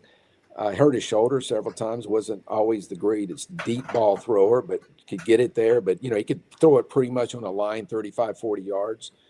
And he had tremendous receivers. We surrounded him, and he had the greatest running back. He had great weapons around him. But and then the number one thing that I always did, even though you had great skill guys, is that I took care of the offensive line. They were the highest paid group of players at a position on our team the whole time I was ever a GM, is the O-line. And you take all 5 or 6 or 7 of them, they, as a group, they were the highest paid guys. And I made sure that they were the highest paid guys to help protect the number one player on your team, which is the quarterback. And that was just my philosophy. That's how I did it. And most of them have all become Hall of Famers. I think the only one really hadn't been Neil Fort, which he should be. Maybe one day he will be. And and there's been several after, that we drafted that will be Hall of Famers also. But that was the whole key constantly, is to make sure you had that group of guys taken care of, so they took care of it. So you had that tremendous bond. They looked after him, and if he got knocked down, they were going to pick him up, and they were going to fight somebody if he did get hit. Not to mention, a lot of those offensive linemen were national players, Canadian-born players. Yes. Being able to draft that many players and having the wherewithal to, as you said, protect your quarterback, protect your most valuable asset with the national talent is something that I think a lot of people don't truly appreciate until you start talking about just how important the national position is in the Canadian Football League. Yeah, well, I mean, I set out, and I always studied great teams. I don't care if they were NFL teams or the great CFL teams when I came in, the ones that are always winning, and I'm looking at them, and, and even if they weren't winning, when Winnipeg had their 2 bookend guys, and I'm looking and I'm like, okay, you always were trying to, there was a period of time there weren't as good as so-called skill guys at the Canadian universities. There always were some. And today there's a lot of them. The football, what people don't realize is, once indoor facilities were built and there's training facilities and there's more, football going on, than the athlete is, the lateral movement, all this kind of stuff became great, and the Canadian athlete's as good as the American athlete. It's just, there was the opportunity or the training that they had. So over time that became equaled out a lot. So, but at the time, you always were trying to get your skill guys to be the so-called Americans, and you still always had Canadians at slot receiver or, at a position like that. We're still playing skill positions. And then if you came across a guy like a Davis Sanchez who could play corner and lock down anybody, didn't matter, he's Canadian, then he got paid a lot of money. He got paid more than most players did because he was the only one. When you're in the unicorn. When you're a unicorn out there, you get paid. And so when you find people, but when we came to Montreal and we didn't have a team, and some of our best, we had tremendous offensive linemen. A lot of them had gone to the NFL, but some of them came back. And then all of a sudden, and then we had, when we had dispersal draft of the expansion teams, and, every team in the league got rich. you know, the CFL was probably at its greatest talent after the U.S. teams retracted, and there was 8 teams and went from 13 down to 8, and all these players went back on teams, so everybody got deep, you know, and so I picked up Uzumo Okeke, you know, and he comes to Montreal and he can't make the team, and Ottawa's like during the season he's on our practice roster, and Ottawa's folding, and we were told by the league office that everybody had to give Ottawa 2 players. In Montreal, you need to give them offensive linemen. I'm like, what do you mean we have to give? You know, like they're dictating us what we had to give them. But we had good linemen, you know, and so, but we were playing 4 American offensive linemen, which is unheard of. But because we didn't have Canadian offensive linemen, we had just gone through our first draft, and so we had to give Uzo away. So as soon as Ottawa folded, and then we had an expansion, you know, a dispersal draft of Ottawa, I drafted him right back. It's the first pick I took was to get him back. And of course he became our left tackle. Neil was our right. And then, you know, we had 3 Canadians inside, you know, eventually. And then, you know, little by little, I started, you know, drafting Canadian offensive tackles that, whether they played at Canadian University or U.S. school, that could be starting tackles in the, you know, then once Uzo and, you know, Neil were done, you know, then it went strictly Canadian, and, you know, we stayed Canadian, you know, we were Canadian across the board. And, you know, and sometimes we'd have an American be the 6th guy on the roster, not even starting, just, you know, as a guy that could play. I think Skip Seagraves at one time could play all 3 positions, but he wasn't starting, but he backed up everybody, you know, and that's how we used one of our Americans because he could back up all 3 positions, you know, center, guard, and tackle. And he was starting tackle at the University of North Carolina, but he wasn't starting for us because our guys were the best, you know, the best guys. But once I was able to get the whole team turned to where we were all Canadian, then that was the goal, to keep it that way and never change it. And the bond, you know, I go back, you know, like I'll go back to the BC Baltimore game. They had a tremendous offensive line, all Canadian, and that was a difference in their team. They played phenomenal together. And I never forgot that. And I'm like, we got to have that. We got to have that bond amongst our guys. And we had it with all those American guys that were playing in Baltimore, you know, but it was just short term because next thing you know, several of them were in the NFL. But Sharp Adonish and Mark Dixon, and, you know, we lost them. But, like, you know, we had some very good players that ended up losing their jobs because they were beat out by, you know, or ratio beat them out, or, you know, with the Canadian ratio, or the Canadian player was just as good. You know, all of a sudden I went from an all-star center at Nick Subas, and then I draft Brian Chew. And, you know, Brian, you know, I'm glad to see Brian got in the Hall of Fame. Yes. Looks phenomenal. I haven't talked to Brian in a while. I tried calling him. I don't know if I even have the right number. I tried to congratulate him and Copeland. And, but, you know, Brian, my gosh, from the day we ever got him, had bad knees, unbelievable how tough the guy was. He did miss a game. And that's, you know, when you have offensive linemen who don't miss a game, beat up, hurt, play hurt, I mean, they love one another. They take care. They don't want to miss anything. And that's part of their history of why they should be in the Hall of Fame, not just the great teams, but I mean, how are you not? I mean, how's Neil Fort not, when you have the all-time leading rusher ever, you got all-time one of the great teams. I mean, he's one of the great tackles. And he's I don't know where that all stands and how it even gets chosen for a Hall of Fame, but, like, he should be in the Hall of Fame. Yeah, I agree. You're absolutely right. It's crazy to think about all the great offensive linemen. And I'm glad you brought up Brian, because we had him on the show earlier this year to, you know, give him his flowers for, you know, the tremendous work he did in Montreal. And he was so effusive in praising you as far as, you know, taking a chance on this kid from Vancouver and bring him to Montreal. And it was a bit of a culture shock for him. But once he, as you talked about, developed that relationship with his fellow O-lineman, his fellow Canadian O-lineman, like, the rest was history. It was like I said, he's got nothing but love for you. So if you want, I don't have his number, but I can definitely give you his email Yeah, address. I need to, because the numbers that I was given, I reached out to both him and Copeland, and I never heard from either ones. And I'm like, well, maybe these aren't the right numbers. But someone told me they were, but I never heard from either one. I don't think they ever got the message, because I know both would call.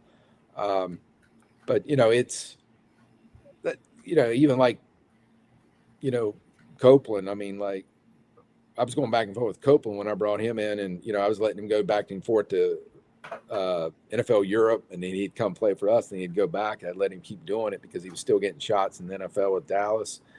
But we were so loaded, and Terrence Edwards was that way, and Andrew Hawkins. We had, and the different players, even all the returners we had. We were just so loaded at depth that not all of them could get on the field, and you'd never want to lose those people, or the coaches are helping choose who they want to keep versus somebody else.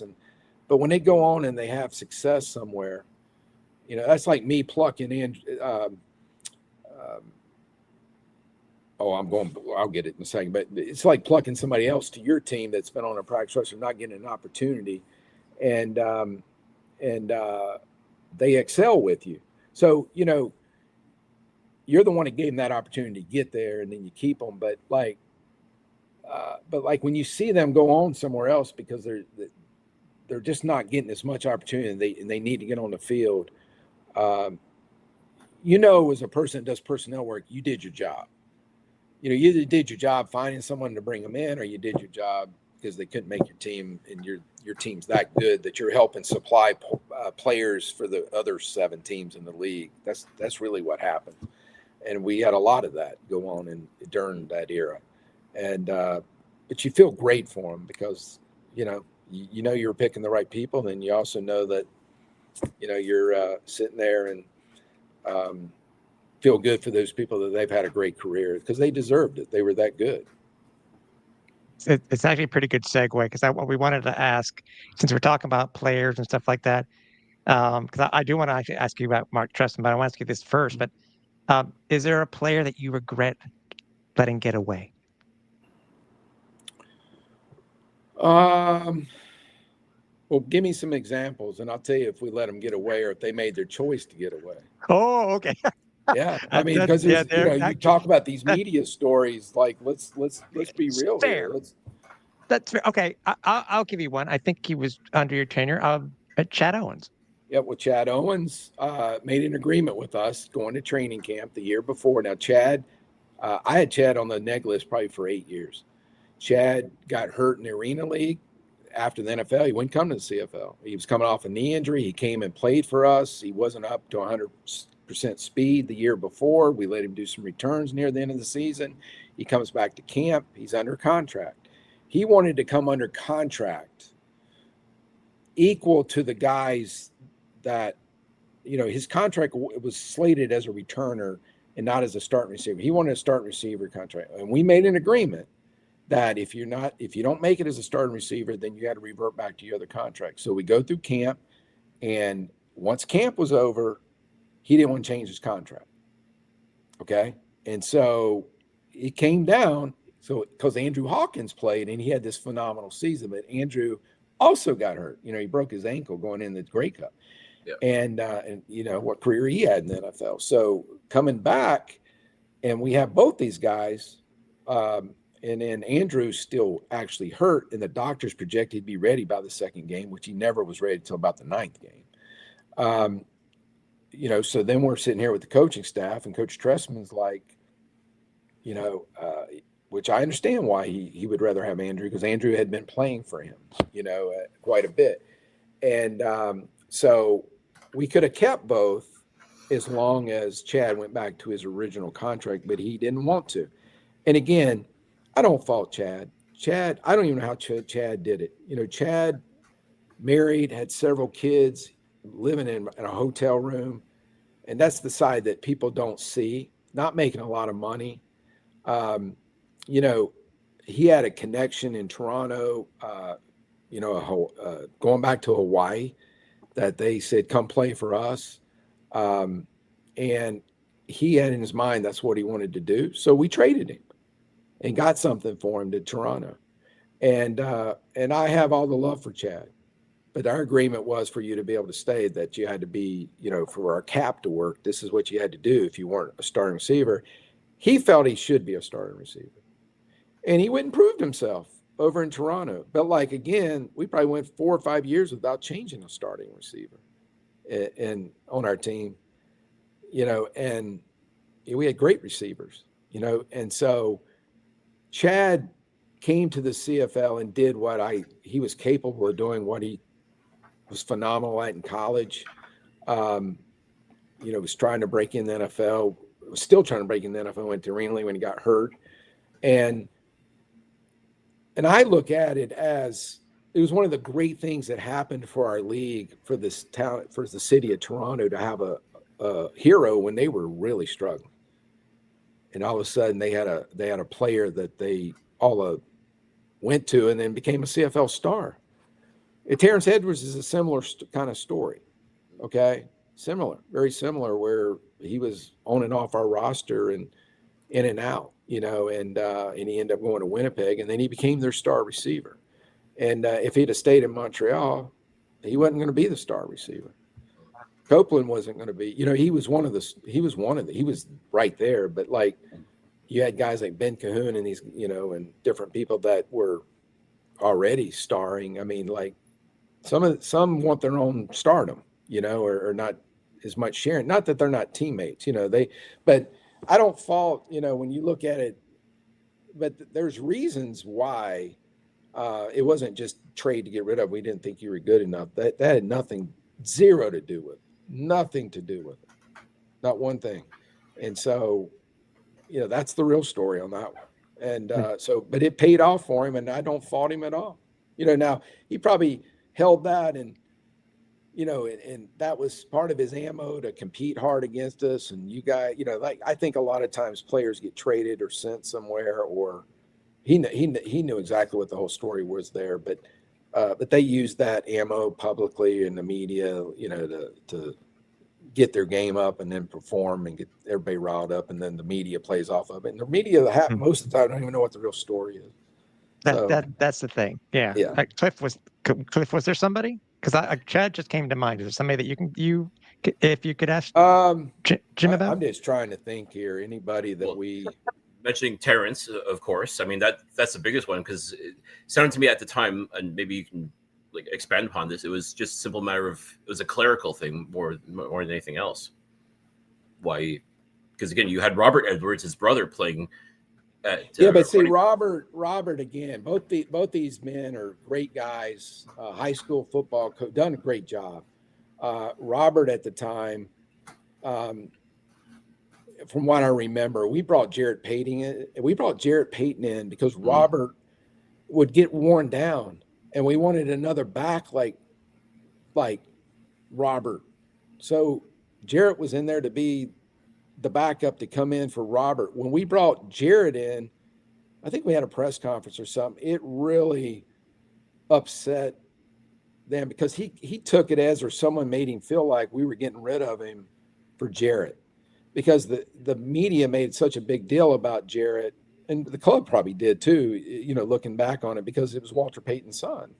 Yeah. But the real reason we brought Jarrett in is because, Robert would get worn down and, be really tired by the end of the game, or not at his best for the next game or two. And then, then he would be perked back up. And we just felt like we needed two backs like that, to offset the other if we needed it, and if one couldn't go, then, we didn't miss it, but we had the same type of back, a big power back that was in the backfield. And I think that kind of played a role with both of them, and Terrence, where, it kind of offset, being, not as happy with the Alouettes, or you guys don't want us. And that had nothing to ever do with it, to be honest. It had nothing to do with it. But, there's things you can't control. You can talk to them, you can tell them whether they believe you or not. But as people and as players, both those men, all three of them with Chad, they're great guys. They're great people. They're great competitors. They're tremendous football players. That's why they had the success they did.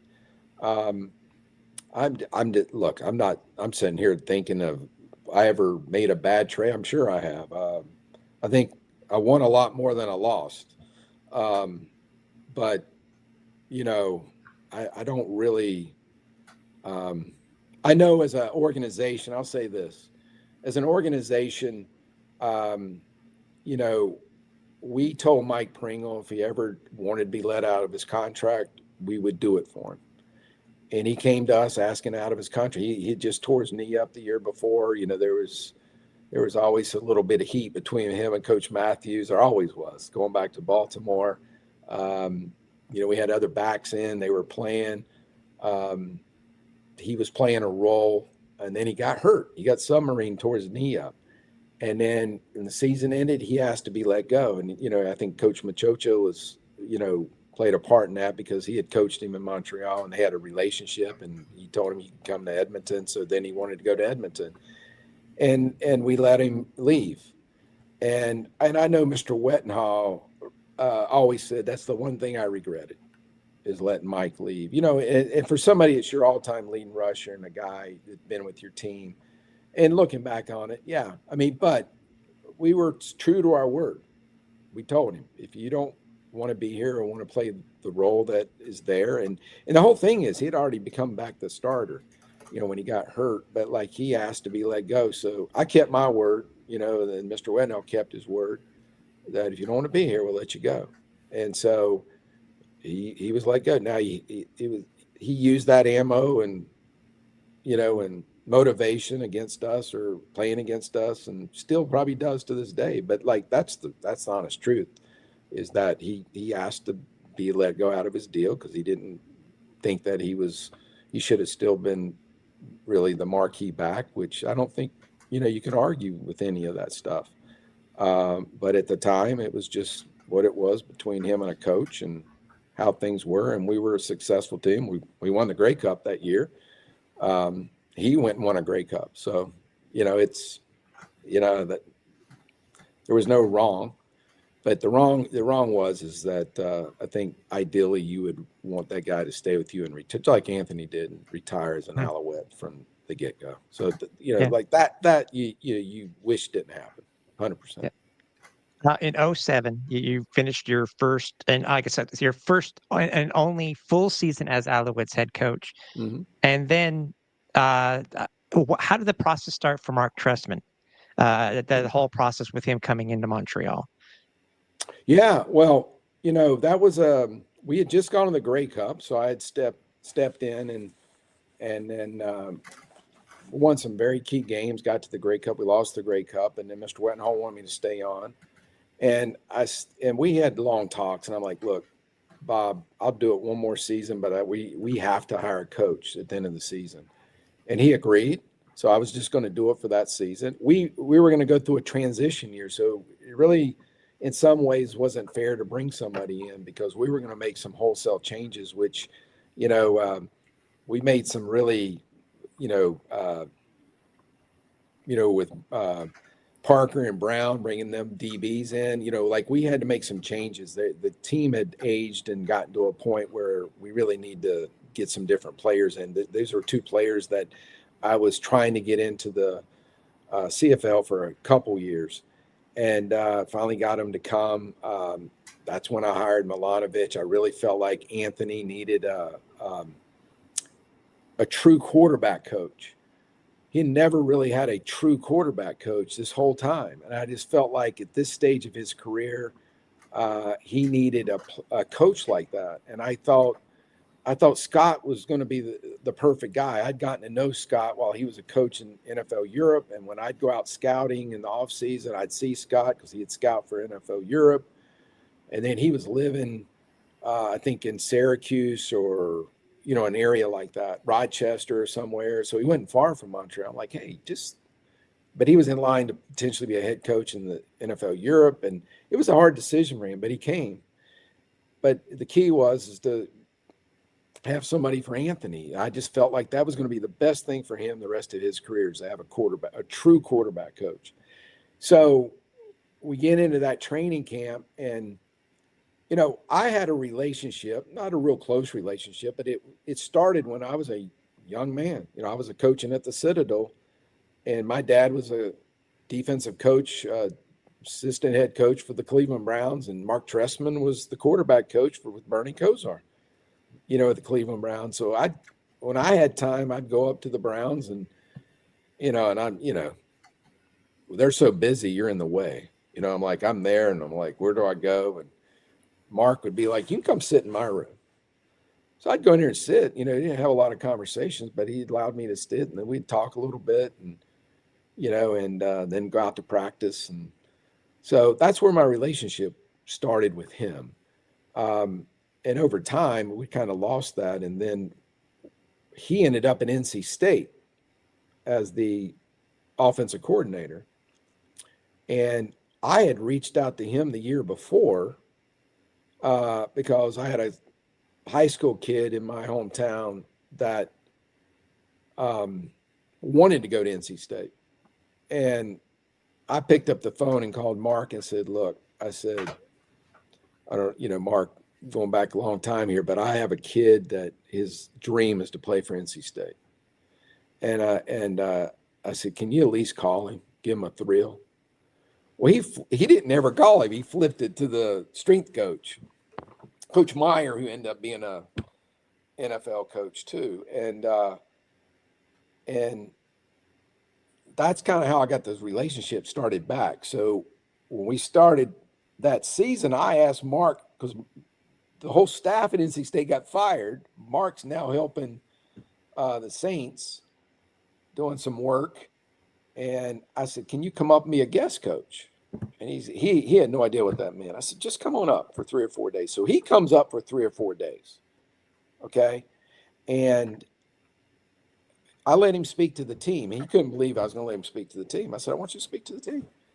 And after he had been there for a few days, and I let him sit in meetings and talk to the players and work with the quarterbacks, I looked at him. I said, because he's going home, I said, what do you think of this? I said, you think you'd ever want to be a head coach? Because he had never been a head coach. I said, think about it. And he said, what are you saying? I said, let's get through the season. I said, just think about it. I said, this might be an opportunity here. And so we go through the season, and we get to the end of the season, and we're going to pick a coach. And I know at that time, it was very, Larry Smith was very adamant, and he went very public, really past Mr. Wettenhall, that we're going to have an experienced coach. We're going to have all these different things. And that's not what Mr. Wettenhall wanted. He wanted something different. So I brought Mark to the table, and he was one of 8 people that interviewed. And he walked in the room, and he goes, I just want to let you know, I don't know if I'm really interested in this job. He says, I'm here to listen, but I'm here because of Jim Popp, and I just want to make sure I give it all, it's due. And he was so organized. So he does the interview, and after the interview, he was the 8th guy that interviewed. Mr. Wettenhall goes, that's who I want to hire. He goes, that's him. And then Mark got offered the job, and then Mark goes, well, let me think about it. And then Mr. Wettenhall said to me and Larry, he goes, if he doesn't take the job, I want someone just like him. So I don't want those other 7 people we interviewed. He goes, I want someone like that. So then I had to go back and start finding all these other people. And I said, Bob, you got to understand something. I said, that's just unique. I said, you're not going to find a guy who's been a quarterback coach that's available from the NFL. And you're not going to find someone I know and have a relationship with. I said, we can try to find somebody, but it's just not an easy fit that we'll find everything that you're looking for. Well, long story short, he takes the job, right? And then, and it just, it worked. It might not have worked. It worked, and he was, Mark had I always say he had a golden platter in front of him. We had some great players. We just made a changeover of our team. Scott Milanovic even said, Mark has no idea what we went through last year, the changeover and all the work that was done to get the team to where it is.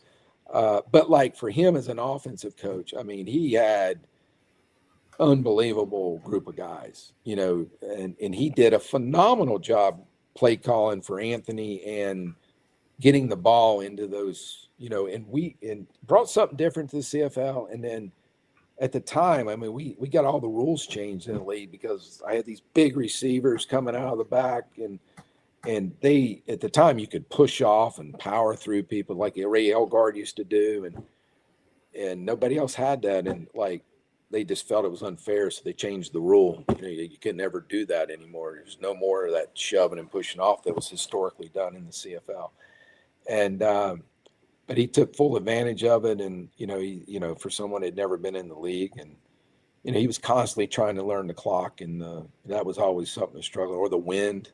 Taking the wind, it wasn't normal football for him. But and then the players respected him. They hadn't had a coach like that. And it was, that's always the interesting thing when you have a coach. You could have the success that Don Matthews had, and you can have the success Mark Trestman. They're totally different coaches. If you're always trying to find someone just like them after you've had somebody like that, it's just not gonna work a lot of times. You got to have somebody different that comes across or rings differently with people, or they try to relate it, or like that guy's trying to be, Coach Matthews trying to be Mark Trestman, and somebody may want someone to be like that, but like it's not going to work that way. So you got to find the right fit of person, and it's a guessing game sometimes when they've never been a head coach or been in the CFL, when you take that opportunity, or they could have been a coordinator and everybody loved them, and then as soon as they become a head coach, not the same person. They don't relate to them the same way. So, those type of things is, really how the Mark Trestman thing came about. And again, that was a notch for me because it's somebody I brought to the table that I felt could have success. But again, when I go back and talk to you about finding the right fit for Anthony Calvillo, that was also my thought process with Mark Trestman. That's why I brought him to the table, because I thought Anthony, for him to finish his career and be at the top of his game and have the best he could be, let's give him offensive guys, coaches, because that is our bread and butter guy. That's our man. That's who we're putting our next 10 years on, or at least, a long time. And it paid off. It paid off. And even convincing, Trestman to hire, after Jamie Elizondo coached for us for a year and he left, and we had some different quarterbacks coming up, but Marcus Brady was a backup, and he's, and I said, well, make Marcus the receivers coach. And he goes, what are you talking about? And I said, he knows the offense. He knows everything. He's been calling the plays. He knows everything. He's the bench guy. He's sitting on the bench waiting. I said, just, he'd be the greatest receiver coach you could have. Teach him. And he never thought it would work. He's like, I don't see it. I said, well, give him a chance, coach. And he did. And then look at Marcus today, but he came to me a year later. He goes, that's unbelievable. I just never saw that. But that's part of my strength. I kind of see things ahead of time and project stuff, and not always right. So I'm not going to pretend that, but like a lot of times. So, I mean, that, having the ability to hire or project things, is very helpful and sustaining, and having, and when people don't all have that same vision, or people come in and just say, we're not going to do stuff this way. And you try to explain, well, this is how we're going to have success, or how we've had success. And they get to the point where, like, well, I don't care. We're not going to do it that way anymore.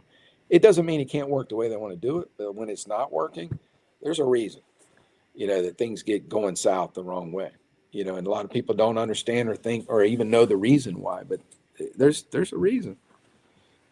It's basically it's everybody's playing checkers and you're playing 3D chess. So, yeah, I mean, it's, I've just kind of always been that kind of way as an athlete a little bit.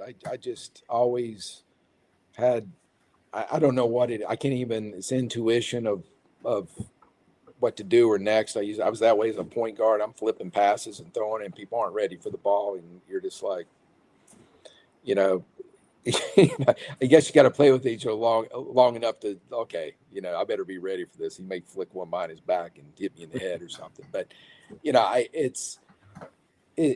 there's some natural instinct that I was born with, that I have, that I see things. And, I've been fortunate even the last 4 years working with Daryl Johnston, and he's like, it's unbelievable the things you see that you foresee. But like part of it, to be honest, is just experience. I started young and I've had all this experience, and it's things you go through that give you that too. And people that might have been working and doing something for 2 or 3 years, they just don't have that, and they just don't naturally see it, as easy it is when you've grown up in it. And that's why a lot of times a coach's son in sports has done so well, or they're leaders or natural leaders, or because they just grew up listening and hearing all this stuff all the time, and they're a little more prepared for it. In circumstances. And again, doesn't mean you're always right. So I mean, I'm not always right, but I have this intuition when I meet people for the first time.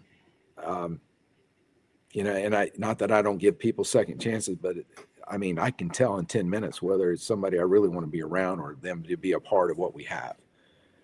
And, and I've had to change my opinion on some people, but most of the time, and I've always felt like that was part of the reason we always had great locker rooms, because I felt it was a good mix with the guys we have, and they'll get along and they'll do well. And there's always somebody that you got to convince your team with.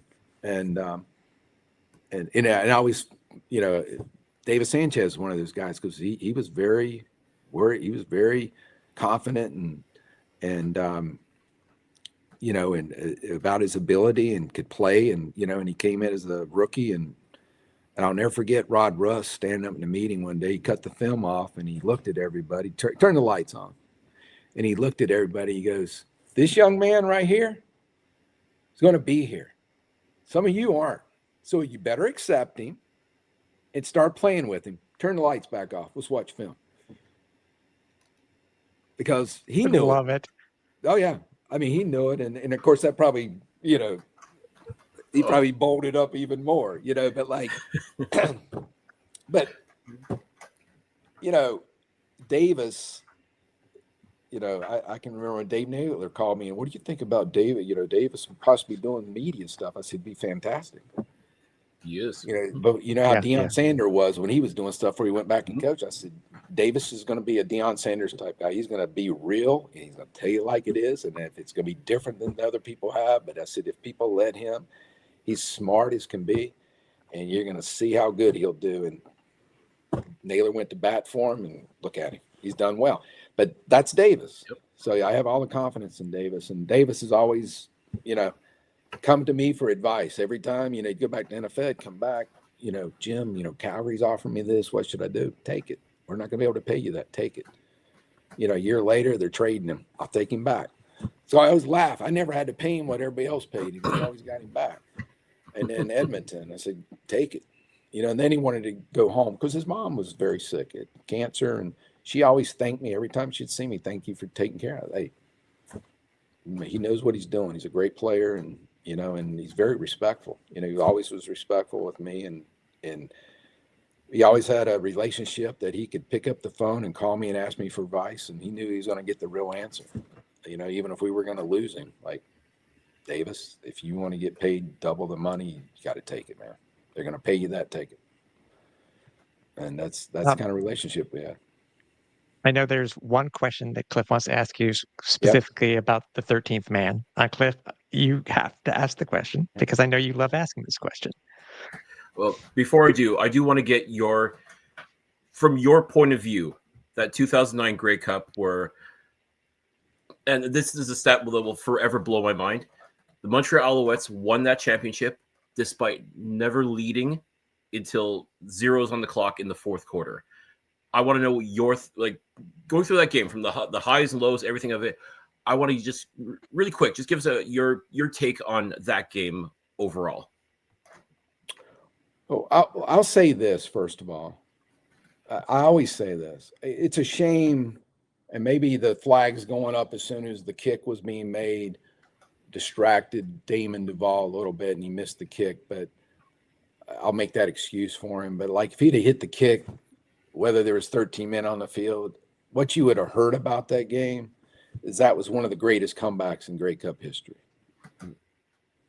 So it's still one of the greatest comebacks in Grey Cup history. Actually, I was telling a couple of the TSN guys that I said, you know, I as you guys discuss this game this week, I said, you know, I know this 13th man's going to come up and talked about. And I said, this really needs to be discussed and talked about. I said, because it's just so overshadowed by, you know, we were down 18 and then just the way we came back, the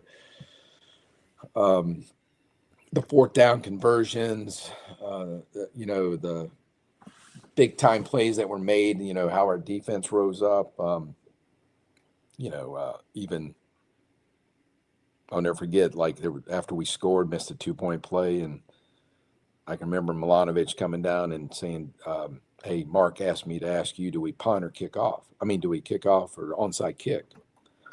And I'm like, there was like 2 minutes, something like that. I said, you got to kick it deep. You got to pin them and we got to stop them.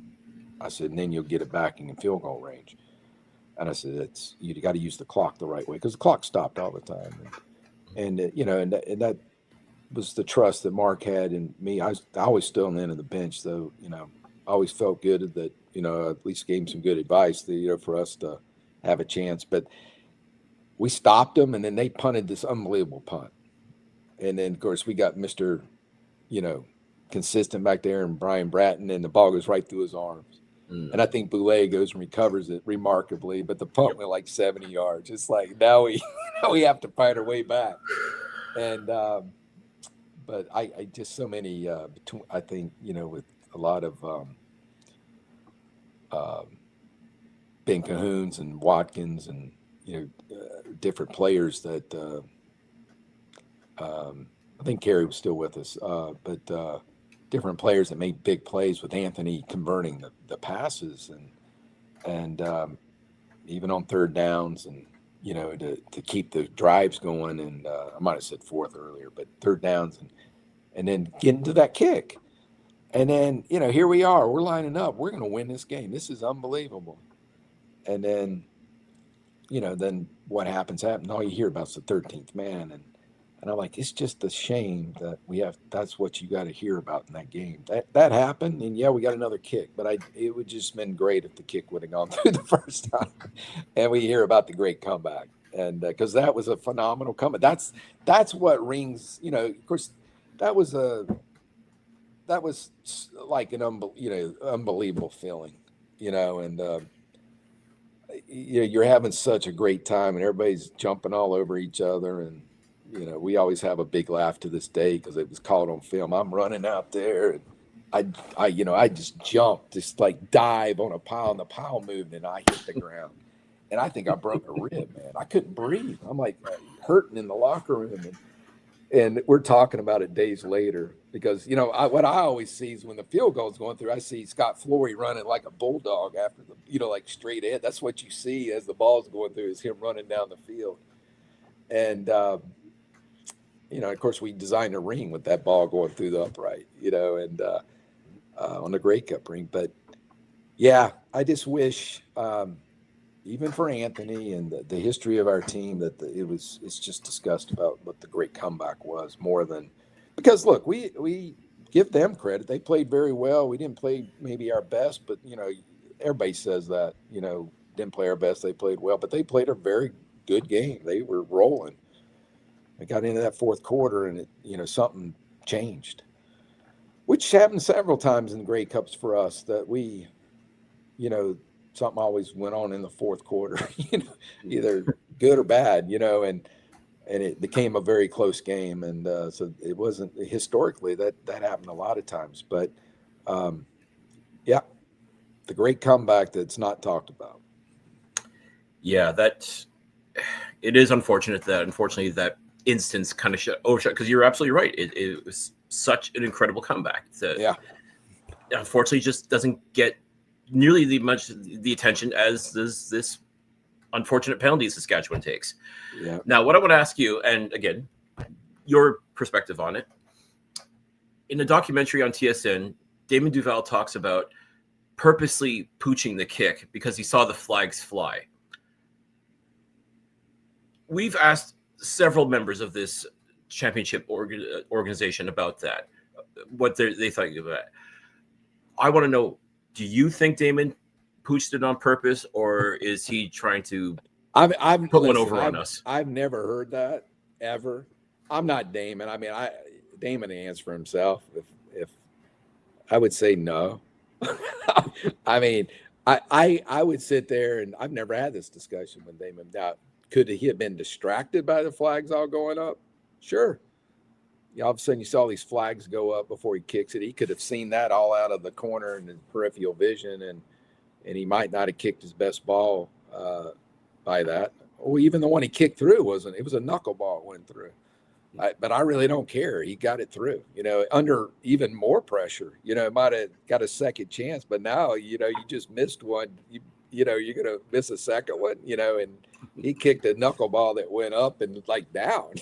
As it went through.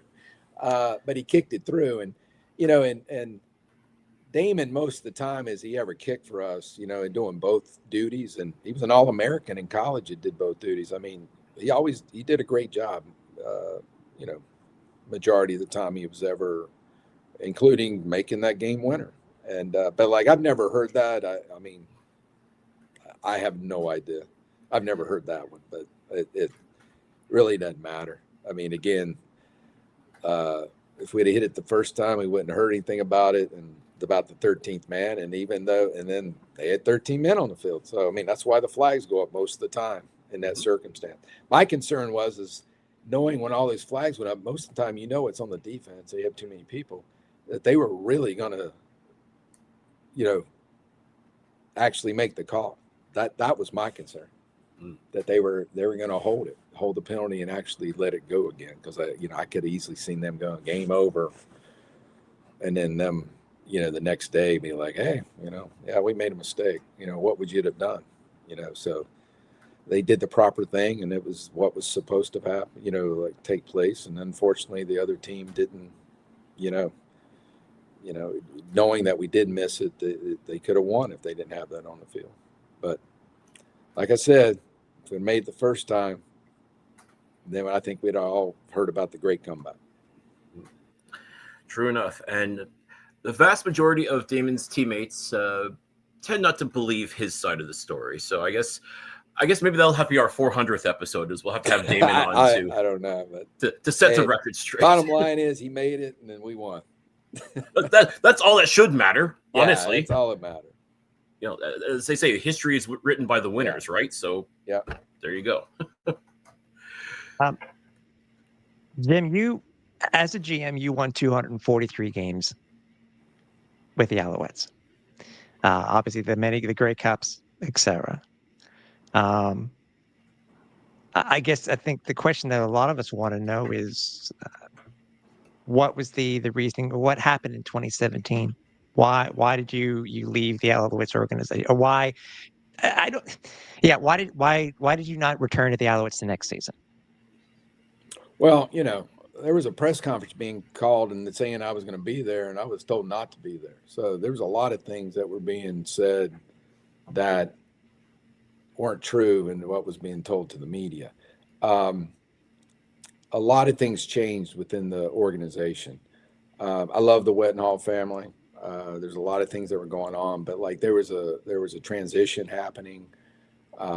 There was a lot of things being done very differently than that was happening. Mr. Wettenhall wasn't running things day to day like he was doing before. There was probably a lot of financial restraints. There was a whole change of way we were going to do things. It started the year before, or maybe 2 years before. But we even won.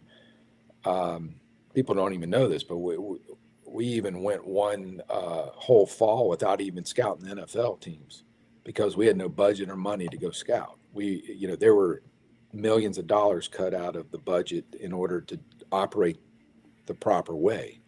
But that was going to be the new way of how things were going to operate. And it didn't matter. We were told it didn't matter what historically we had been doing, didn't matter what relationships we had. This is how things were going to be done. And, and I had those discussions with Mr. Wettenhall in regards to is this how things are going to be? And it was basically, got to let somebody, do things the way they want to get it done. And so, again, it's their team, their ownership. That's how they wanted to do things. We started being told, I say we because it's me and the coaching staff, that we don't want to see that player playing anymore. We want to see these players playing. I end up trading some players that weren't going to play for us anymore. The team didn't understand that. We don't sit there and say that to them, that the owner wants them, sent somewhere or traded, or not with the team anymore. I wasn't going to just cut them. And those were decisions so that other people were going to play, or younger players, or want to see somebody different playing. That's the kind of stuff that was happening. But, when you talk about how we had success and how we scouted and how we went about the business side of it, it was very different. Like I said, we stopped having GM, head coach, owner, president meetings. They weren't happening. The way that we built success and to sustain success changed quite a bit, and never lost the love for any of these people. We've had good talks ever, since. I consider the Wettenhall family as friends of mine, and I respect them. And, I think that as a son of Mr. Wettenhall, and one of them taking over the team, it wasn't an easy situation. I think the team was already reeling. These crowds weren't coming in as like they, and you can look on it and go, why'd the crowd stop coming in as much? Well, I can tell you one thing, there was horrendous construction going on downtown. It wasn't even easy for us to get to the stadium and park and get to a game. Something that usually took an hour from our routine ways of getting into the stadium, and for a game took 2.5, 3 hours sometimes. So for a fan, it was very different. So it was more than just winning games all the time, and so, people, when you built like you have for so long, and we're winning 12, 13, 14 games, and then all of a sudden you're winning 9 games, it's not good enough, and you get spoiled as fans. And then all of a sudden, when you're not winning 9, you're winning 6 or 5 or whatever. And then all of a sudden 9 is good enough, but like when you've built that up for quite a while, then, things, people get used to winning constantly or expect a certain standard.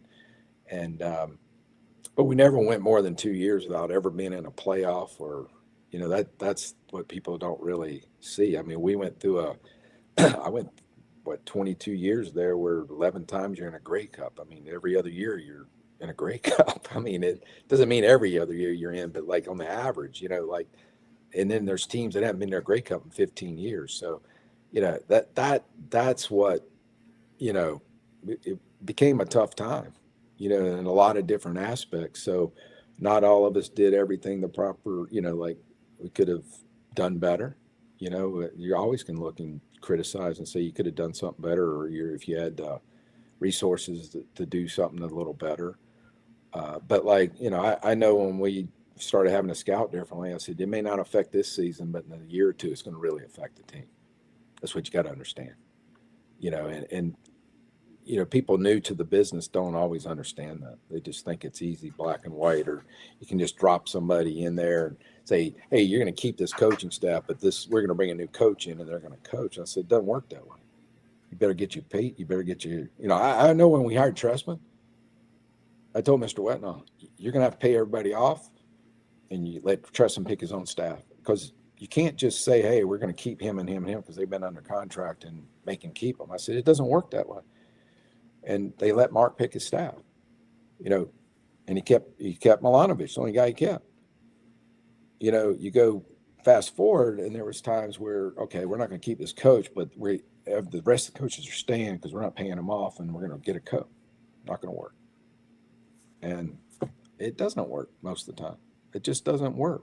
I don't care if I'm the interim coach or you're bringing somebody new in to make them keep coaches, and but A lot of it was financial decisions, in which, you know, when you're running a business and own a business, I mean, it's there's a lot of, you know, people don't understand how much money's involved in football. It's a lot of money. It's not like other sports. There's a lot of expense, traveling the team, equipment, you know, game day operation. I mean, it's a big business. That answer your question? Yeah. But one thing I want to say as a follow-up, considering what happened to you in 2017, you remember we were talking before about how some players would use this, that, sometimes bulletin board material. Was it kind of your bulletin board material, considering that you ended up winning the Grey Cup No, I with never. another franchise? No, well, look, I went home and I was not happy. I mean, I didn't. I wasn't happy how it went down. I wasn't happy how it was portrayed in the media. Like, well, Jim's going to be at the press conference, and then he wasn't there. You know, like, I wasn't going to be there. I wasn't asked to be there. I was told not to be there. I didn't know what even was going to be said or talked about.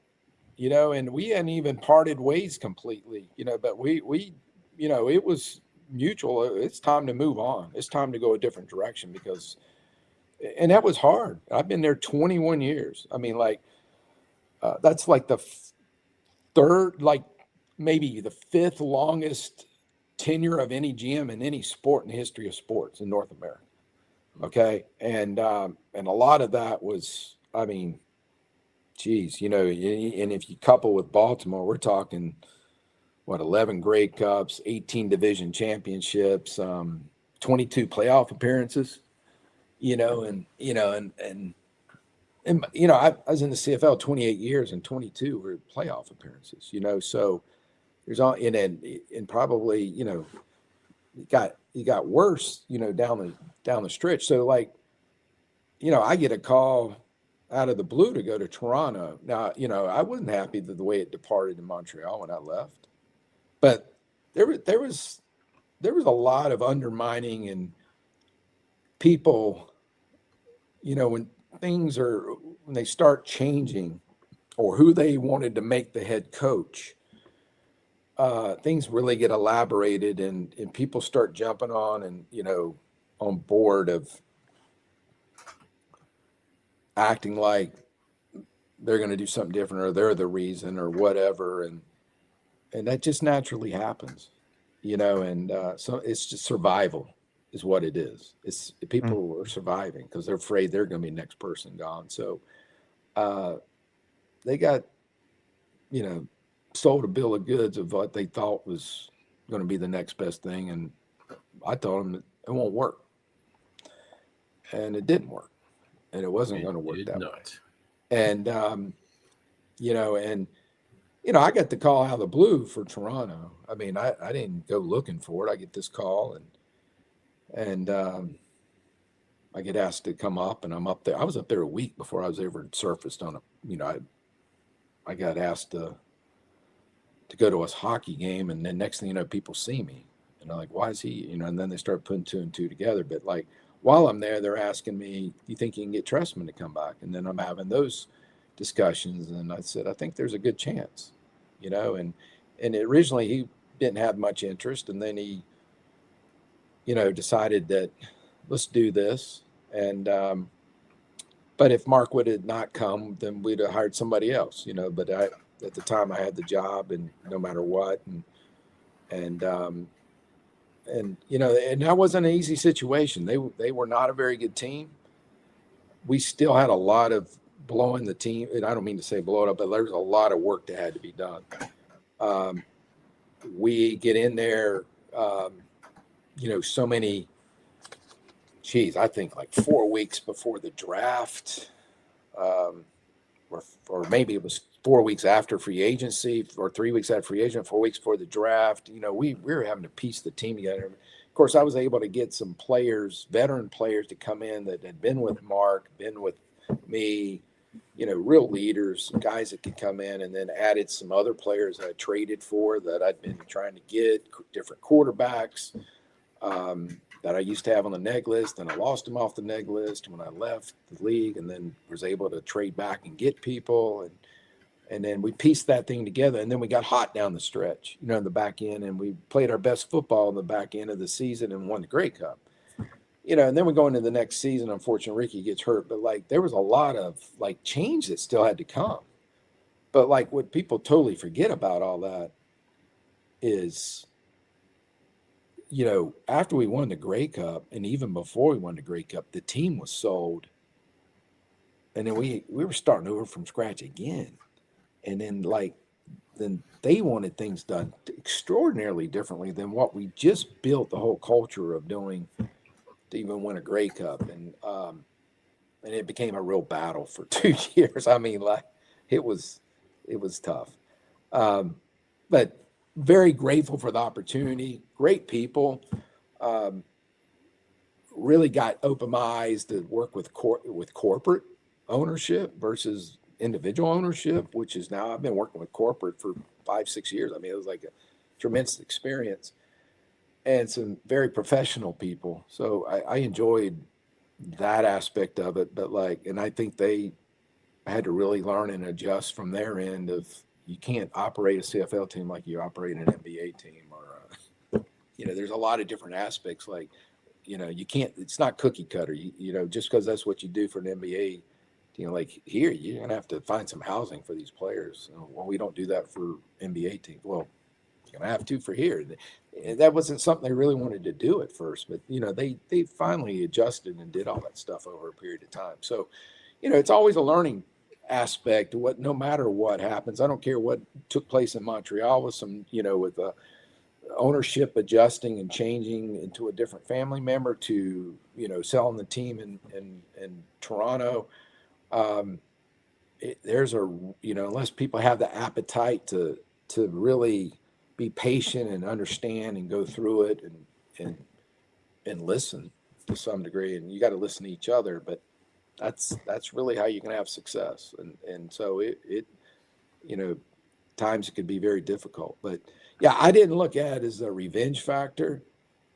I just looked at it as, when you look at it personally, I looked at it and even Mark and I talked about, we've had success. Let's make sure other people get to enjoy the success, and so you want to give back and make them try to understand this is how you have success. And you use the avenue of football to help teach people to be better people and why or how you can be successful. And that's an aspect of it that you really enjoy doing as you've had success. Okay. And you may sacrifice some of what you do to help others have success, and, or take the brunt of, some heat or something that, as a leader, you have to do it. I mean, it's part of having the job.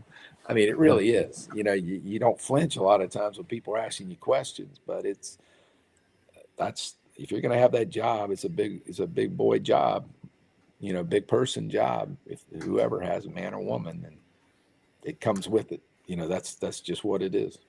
Yeah. Heavy as a head that wears a crown. So yeah. So I mean, it's and in sports, it's like Mike Tomlin right now. It's like Bill Belichick. A lot of it is, what have you done for me lately, or what have you done recently? I mean, they're great leaders and coaches, and they may not have had as much success that they've had in the past. There's different reasons. There's a lot of aspects to it of having success, and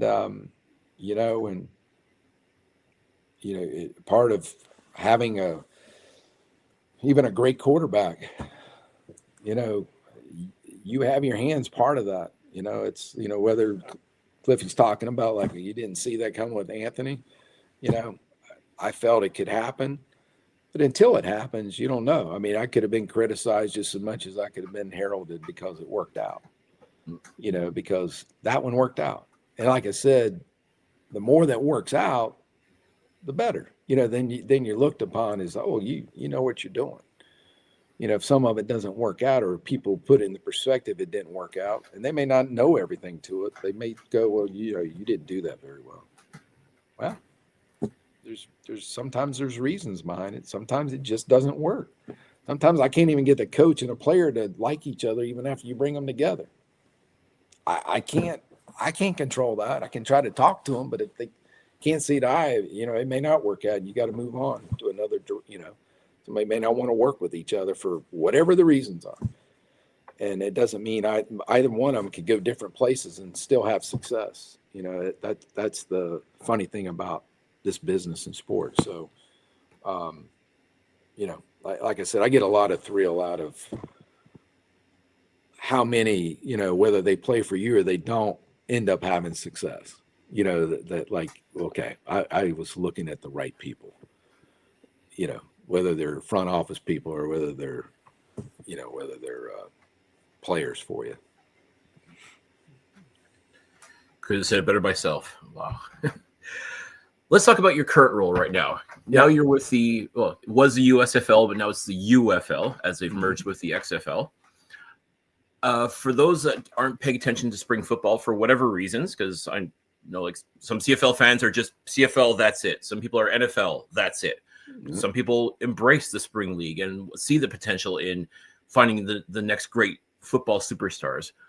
What is your role right now with the UFL, and how did that come about, and what are you finding the most rewarding about it compared to what you're doing in the CFL? This landscape keeps changing. It's forever changing. It's difficult to sustain or keep it at a high level. There are a lot of great football players. The CFL gets a lot of players, whether there's a spring football league in the U.S. or not. When there is, they're recruiting those players just like we're all recruiting players that are with NFL teams, because there's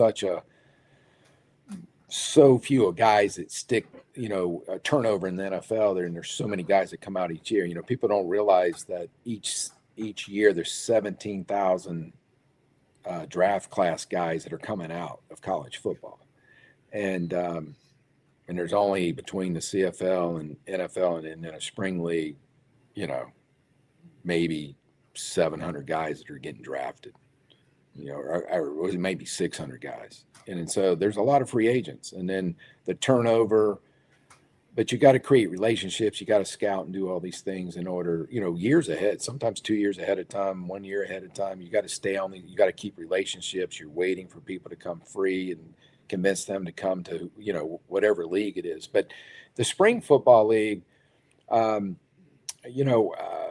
after I left Toronto, I ended up coaching college football. I was at Alabama State with one of my good friends who used to be a CFL coach, Don Hill-Ely.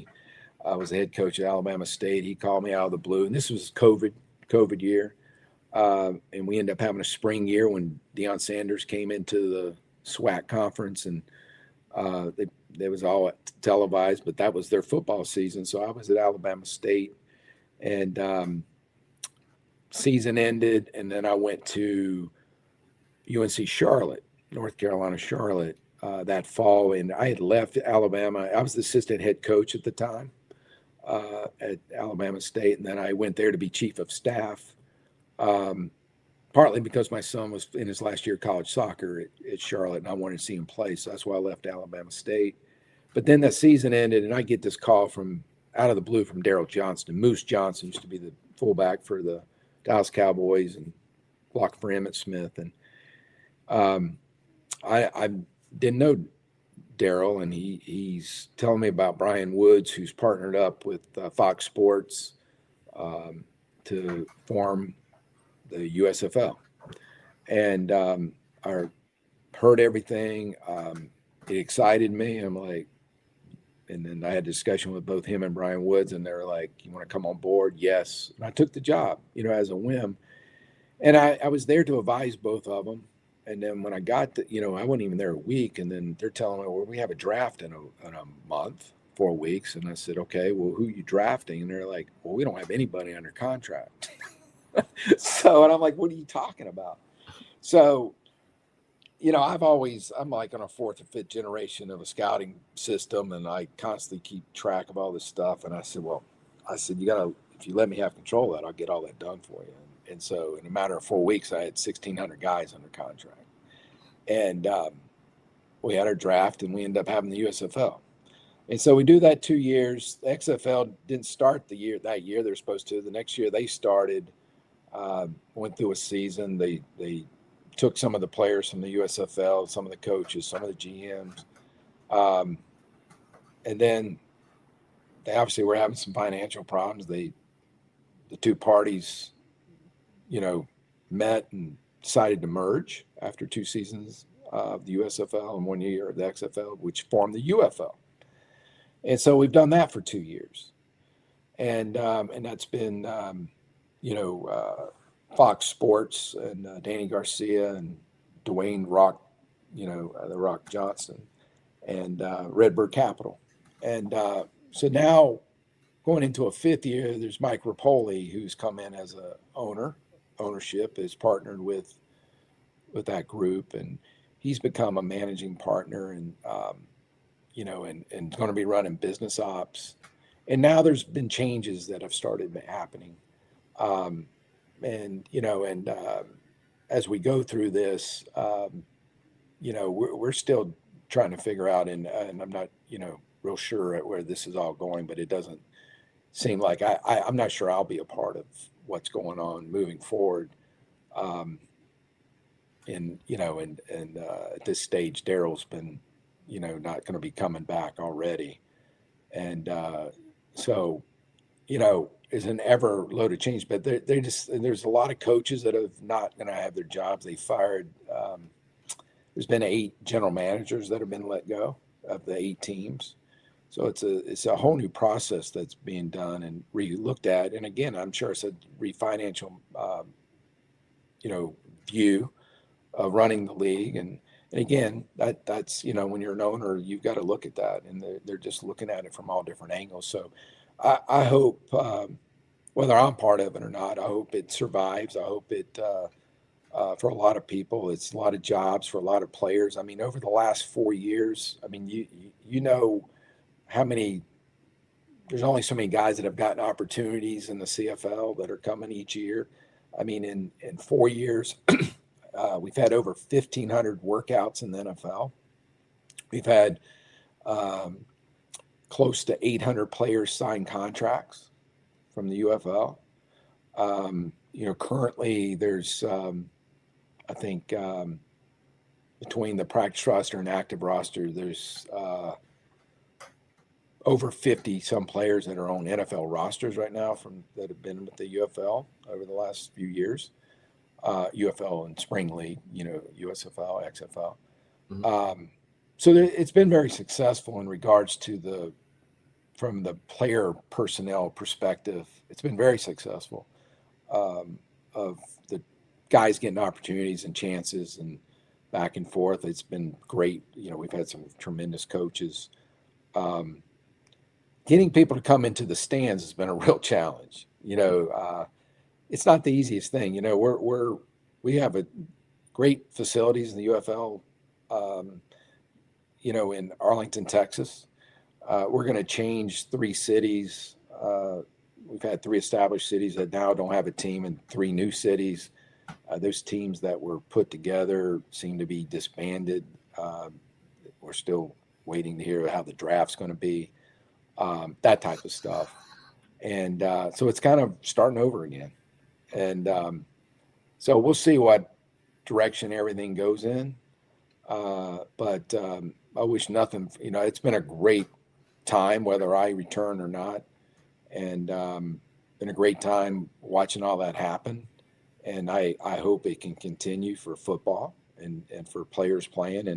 And there's a lot of guys that are actually coming up to the CFL even after the UFL season's over to get more play time or add depth. And but there's some very good football players. I mean, we've got 2 all-pro kickers now. We got an all-pro returner that came out of the UFL and went straight to being all-pro in the NFL.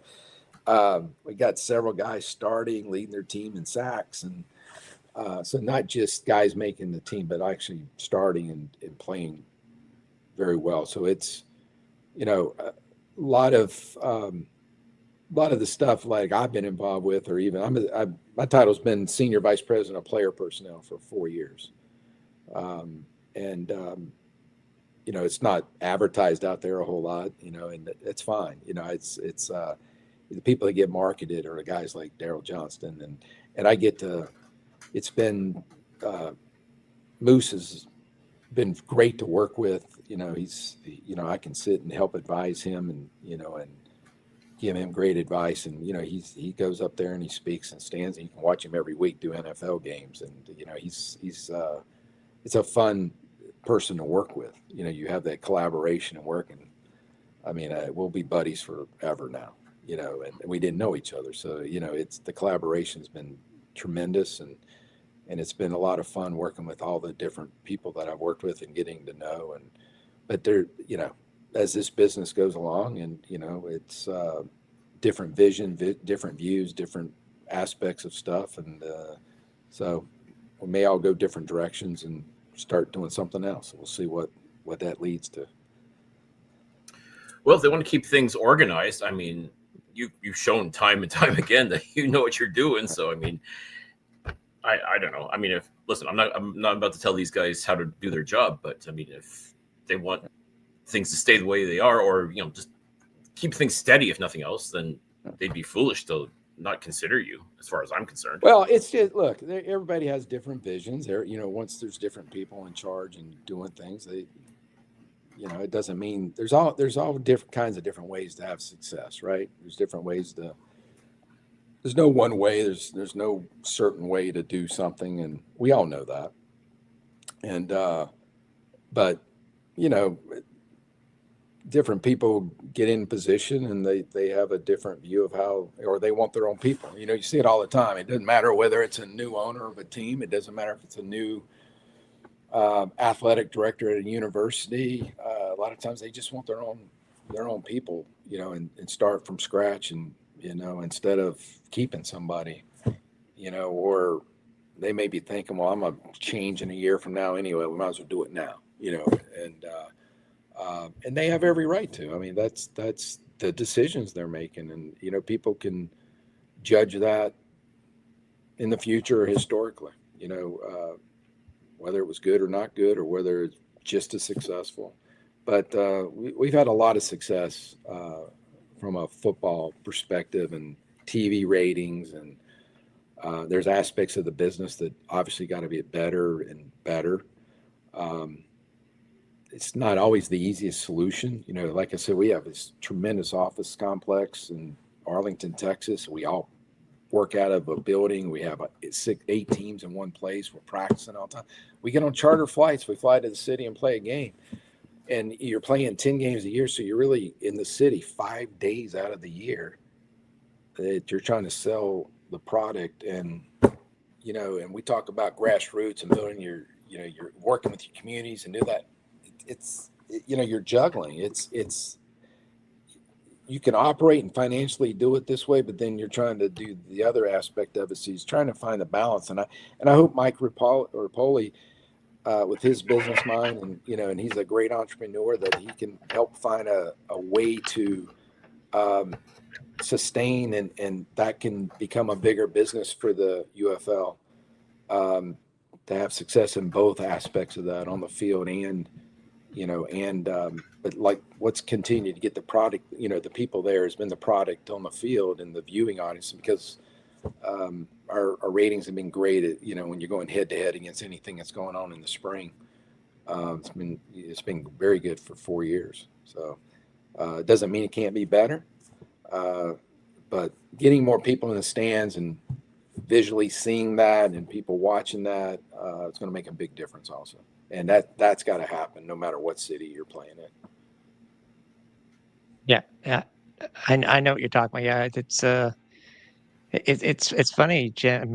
How many times have you started these different leagues and teams over and over again? I was a startup of NFL Europe. World League of American Football was part of that. Was part of the Professional Spring Football League. Yes, NFL. I was part of the startup of the Baltimore Stallions, Montreal Alouettes, and then you're talking about, you know, the USFL and then the UFL. So what's that? 6 different startups. Mm-hmm. So, you know, it's always kind of been my thing that I've enjoyed doing it, and why but like I stayed in one place 21 years, so, which was fantastic. That was great. And you just, sometimes you look back on it and you go, golly, like 21, it's kind of remarkable, but it's also, like unbelievable, like, and then time flies. You're like, where did the time go? Like, this is crazy that, that I was in one place that long.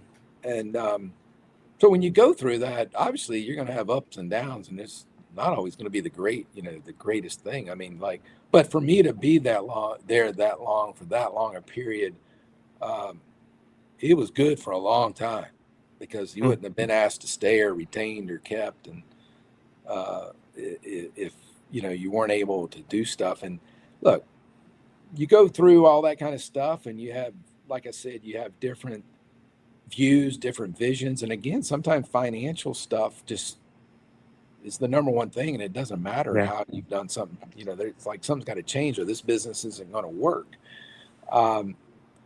But taking it from the product on the field, and you're winning. If you can't win, or you're not going to have the product on the field, then the other aspects of the business, it's not going to work. You got to still put the product on the field, so you can start taking away from the product to put on the field. And if that's not working, it's not going to work. It just isn't going to work.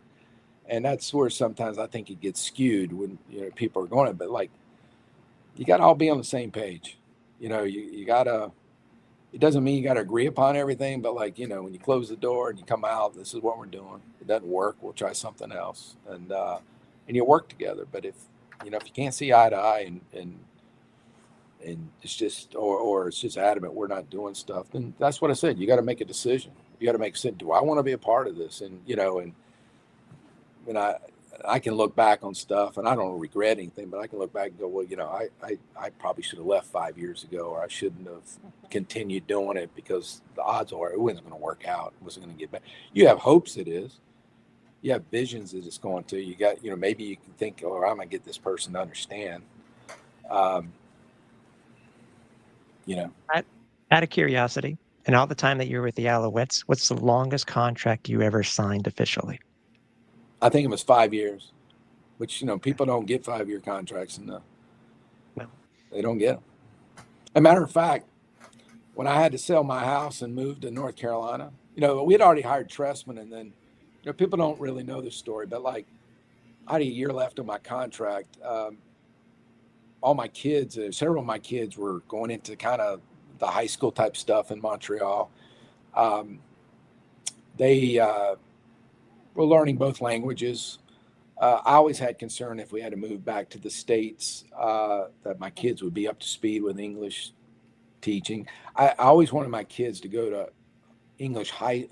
go to high school in the U.S. to go through that experience. It's just different being in a community, and that type of experience for high school football. I wanted them to experience that. But what happened is, Mr. Wettenhall, we were negotiating a contract, and it's been going on for like 4 months, and it just wasn't getting anywhere. And I'm like, Mr. Wettenhall, been given a deadline by one of the sports academies in Montreal that they got to have my money. And I said, I don't want a penny raise. I want nothing. But I said, if I'm going to send one child here, I want them all to go here. But really, I just want to make sure my kids can go through school at this academy, and and be up to speed on everything. And if not, I said, I may have to move the family back to the U.S. Well, he goes, well, why don't you do that anyway? He goes, we're letting Tressman do it. And I said, I looked at him, I said, what? I said, well, first of all, we don't have to or need to move back to the U.S. As my wife loves it here. We've got great friends. And I said, my best friend lives next door to me, that I'm to this day, one of my best friends that I stay in touch with, the family. And I said, we love it here. So I said, it's, we don't have to. He goes, Jim, I really highly suggest you do this. And he says, you can live wherever you want. I'm not telling you where to live, but like, if I were you, he goes, why don't you go home and let your parents be around those grandkids? And I went, Bob, I'm like, you know what this entails? I got a house. I said, I have to sell it. And we just couldn't come to an agreement. It was the craziest thing. And then I'm like, let's put the house on the market. We're being, you know, like, we're forced. I said, I don't know where this is going. And then next thing you know, I think Herb Zukowski reports that my house is on the market. You know, he makes it a public thing. Of course, he lived out there. He lived out where you know, and he'd take walks and walk by my house. It's like he was every day. He was monitoring or something. God, sounds awful. You know, and next thing you know, it's a public thing. Well, my house sells. So, all right, well, the house is sold. And like, I move home. And 2 weeks after I move home, I get a 5-year contract. And I go home and I'm around I'm back. You know, I actually never thought I'd be able to, but I got to move back into the home I grew up in. It was this great size home for my kids. I live right next to the high school in my hometown. My parents wanted me to, you know, I bought them a house attached to the property. And 8 months later, my mom passes, and another 6 months after that, my dad does. You know, and it was like unbelievable. We moved there, then they passed, but they got to spend that time, a short period. And then, you know, what people don't see with this business is like, you know, it's one thing to live in town. Like I can be in town all the time and not live there, you know, during the season. But in the off season, I'm not in town anyway. I'm not with my family. I'm scouting. I'm down in the States. I'm running around everywhere. I may come home for a weekend. I'm back out. You know, people have no idea because the Alouettes aren't in the eye of the public. You know, you're not, you know, you may have one event here and a town hall there and you're this, but like you're not, you know, you're really not there in the off season. So I'm really not there, you know, like 20, you know, living all those years in Montreal. I mean, in the off season, I'm not there most of the time anyway. So being in the States, you're around everywhere and I can get anywhere within a flight in 2 hours and scout half the United States, and you know, versus coming from Montreal, you know, you have so much more access to stuff. And then if I needed to come back and fly 2 hours and do something, you could do it. But see, people didn't see that aspect of it. They didn't understand all that kind of stuff. And you know, we did that, and you know, but yeah, I mean, you know, the owner wanted and said, you should do this. This is what you should do. And because that's how much he cared for my family. He cared for my family and my kids to get everything that we were talking about and proper. And he wanted them, and he wanted my parents. You know, he saw how close. And you know, and when my mom passed, Mr. Wenthal had a private jet pick up about 10 Alouettes and brought them to the funeral. Along with him. When my dad passed, did the exact same thing. Had no idea. And he brought he flew him down, was 10 of the funeral, and flew back. You know, people don't do that. You know, that's how much he cared for my family, you know, and he cared for us. And so I hate that we ended my tenure there the way it did. I don't think it ever should have ended that way. It shouldn't have come to that. We could have easily like finished a contract out. We could easily said, hey, this is the next way we're going in the future of doing stuff. And it just wasn't handled that way. That's where it wasn't handled, you know, like should have been done a totally different way, you know. And but you know, as time goes, I don't, you know, I don't hold that against any of their family. I love you know, I know Bob's passed, but like, you know, Bob Jr. and Andrew and their families, I have a lot of care for them. You know, it was unbelievable going to his, you know,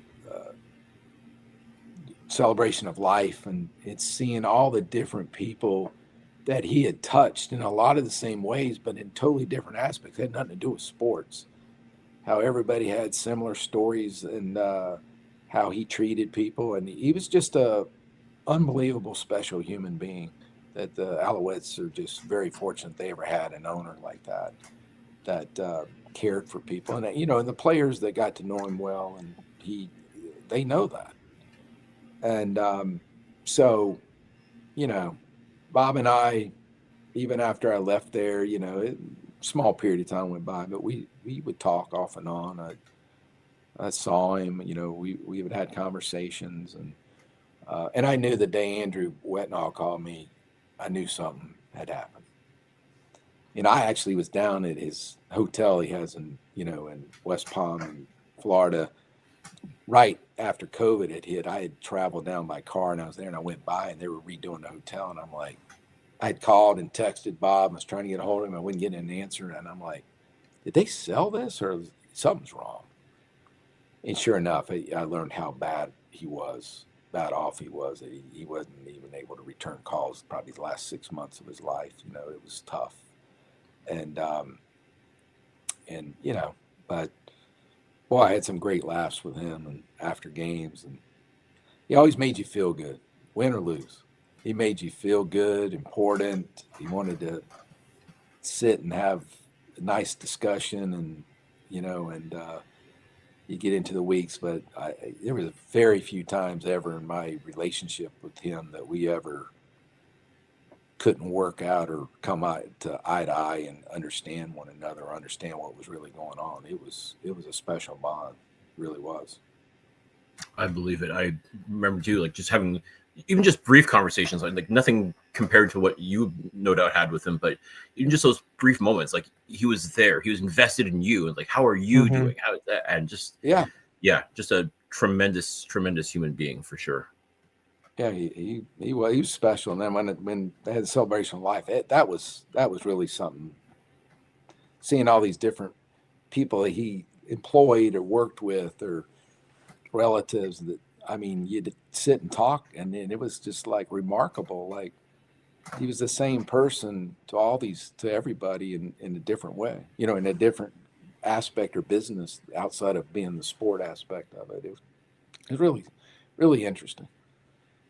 But he cared for people. You have, Jim, given that so much more lore, not only to your legacy. I hope people have learned a lot also about Mr. Wetnall, because I only got to meet him once at one of the Alouettes functions. It was an honor, obviously. But to you, for all the times that you were in Montreal, I know Alouettes Nation appreciates you.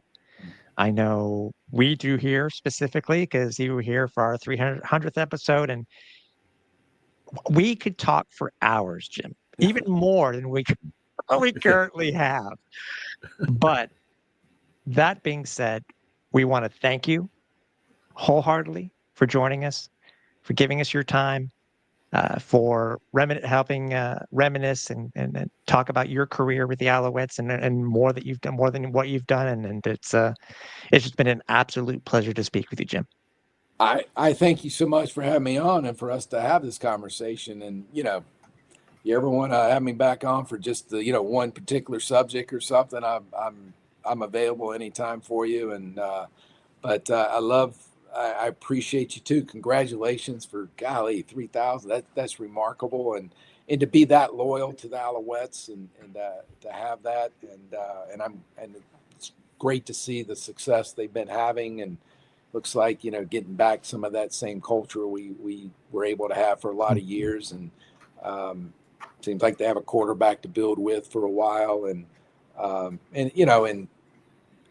the several people, I sent them all a message going into the Grey, congratulating them heading into the Grey Cup, that we're all part of that, the years we were there, that are part of that, and that's fun to see.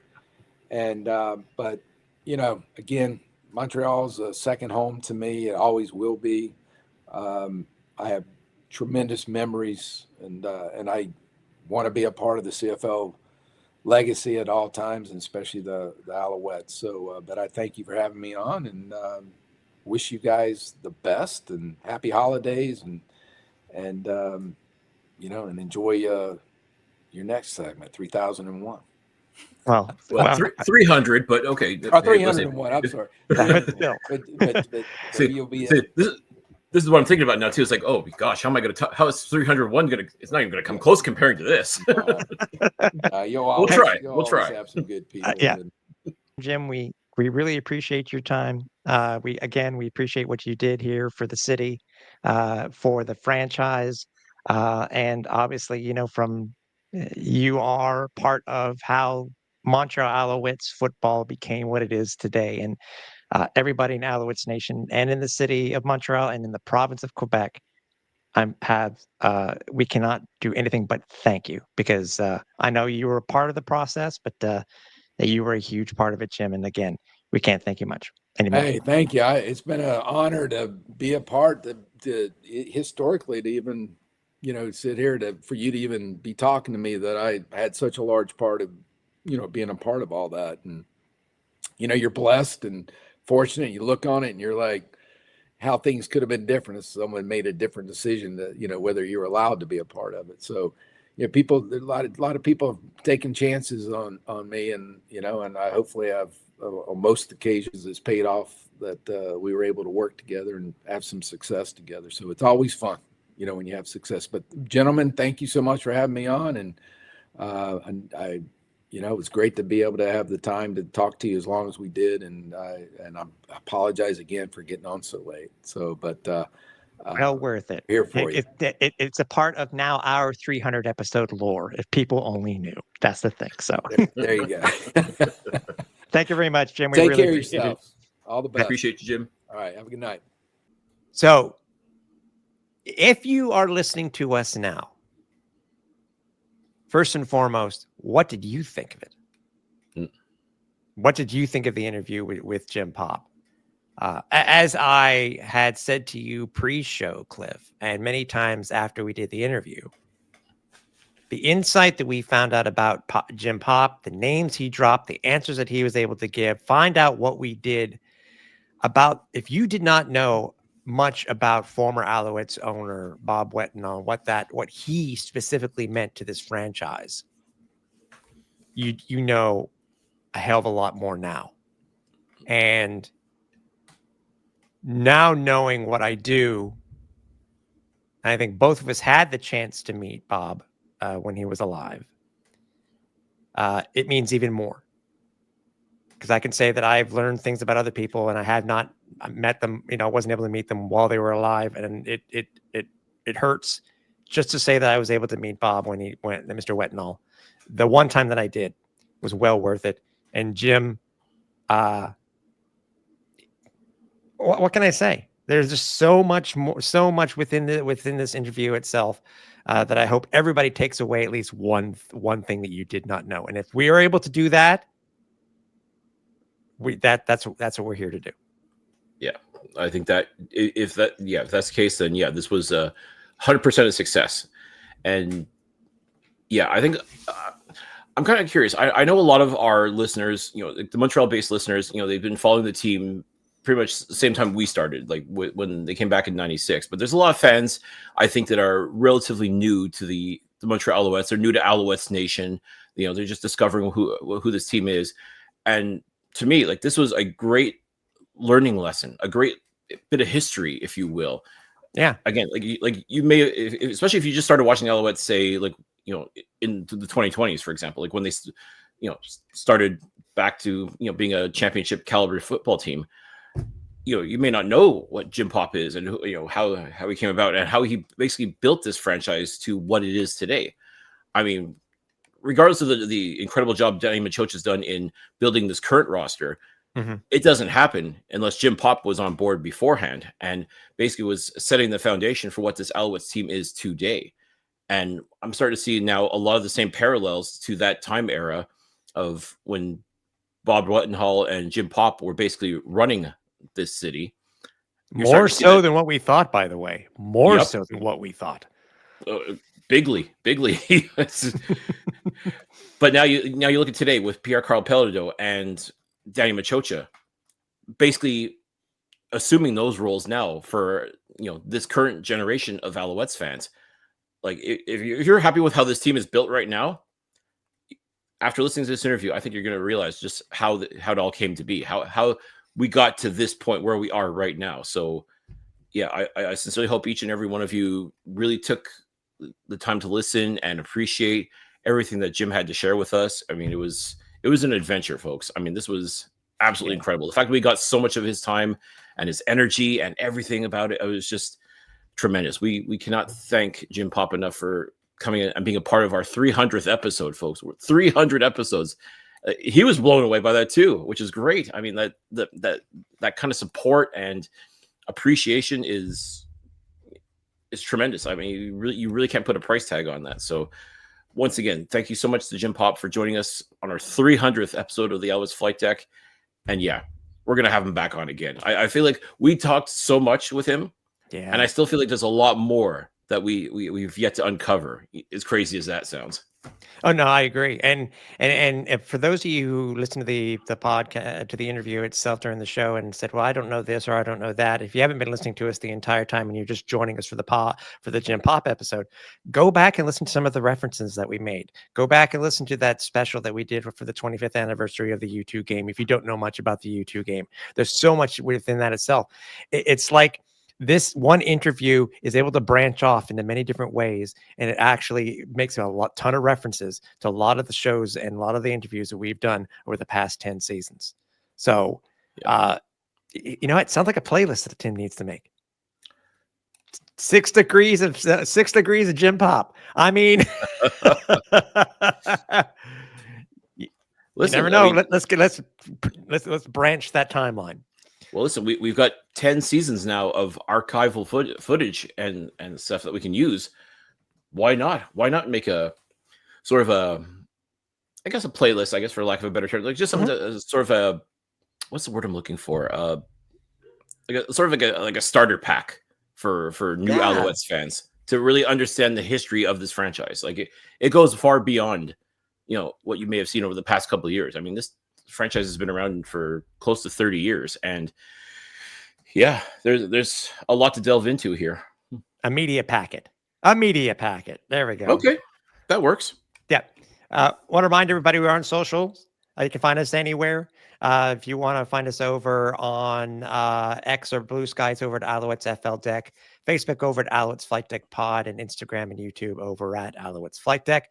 Speaking of YouTube, you will find the broadcast version of the show. You will find the audio version also, but you will also find our very popular post-game show, Flight Deck Live. It may be done for the 2025 season, but you can still go back and check it in archives and see what we did all season, including the coverage that we did, where we did 2 shows, a pre and a post-game show from Grey Cup this year. Speaking of YouTube, make sure you like it. Make sure you hit the bell button and set your notifications to let you know when we when we go live, or when a new show will become available. Also, want to listen to any portions of the of our archive? Well, you can do so at www.alouettsflightdeck.ca. If you're also looking to rep some merch, whether it be for the holidays or whether you need something leading up to let's see, training camp, the new season, head over to flightdeckgear.ca. Pick up something with our logo on it. Something from the If You Know, You Know line. Cartoon Bird 56, Le Big Mac. They're all there, and we're expecting more to pop up over the off season, so just stay tuned. Also, we would not have been able to do this season if it hadn't been our partner over at Royal Retros. If you go to royalretros.com and use the code FlightDeck at checkout, you'll save 10% off your entire order. And yes, they are available, but in short demand. You will need to DM us if you want one, if you haven't got one already. But the collaboration that we did with Pinforce on our logo pins and our Cartoon Bird 56 pins, there are, I said, a limited number available. You can go ahead and DM us, and we will get them out to you. $10 each, and the money is still going towards the CFL fans fight cancer. Also, because of our collaboration, if you head over to their site, if you like pins when it comes to comic books, Arena Football League, and many more, head over to their site. Go to pinforce.io, use the code FlightDeck at checkout until the end of the year, and you will save 15% off your entire order. It was a ride. We were exhausted after doing the show last night. And it is just, exhausting in a good way, thinking about this interview itself that we did. And I hope everybody, as I said already, I hope everybody came away with at least one new thing you did not know, either about Jim Popp, the Alouettes or the former ownership group. Yeah.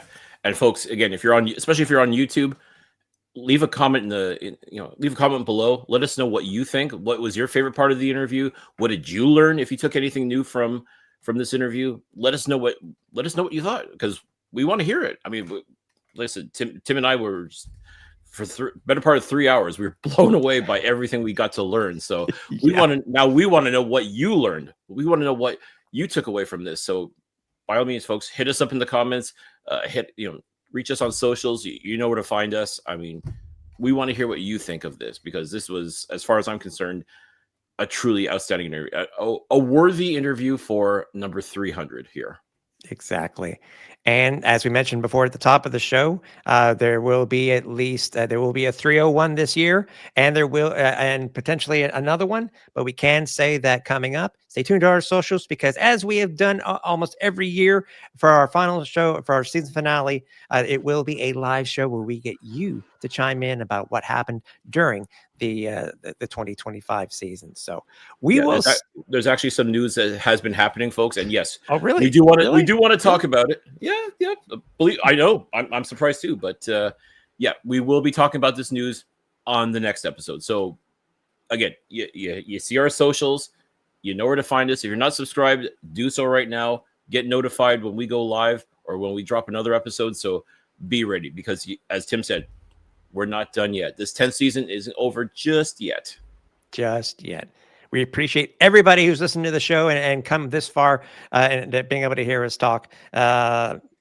We just love doing it. So we will see you guys next episode. So for the final time tonight, for everybody here at the Alouettes Flight Deck, for Cliffy D, I'm Tim Capper.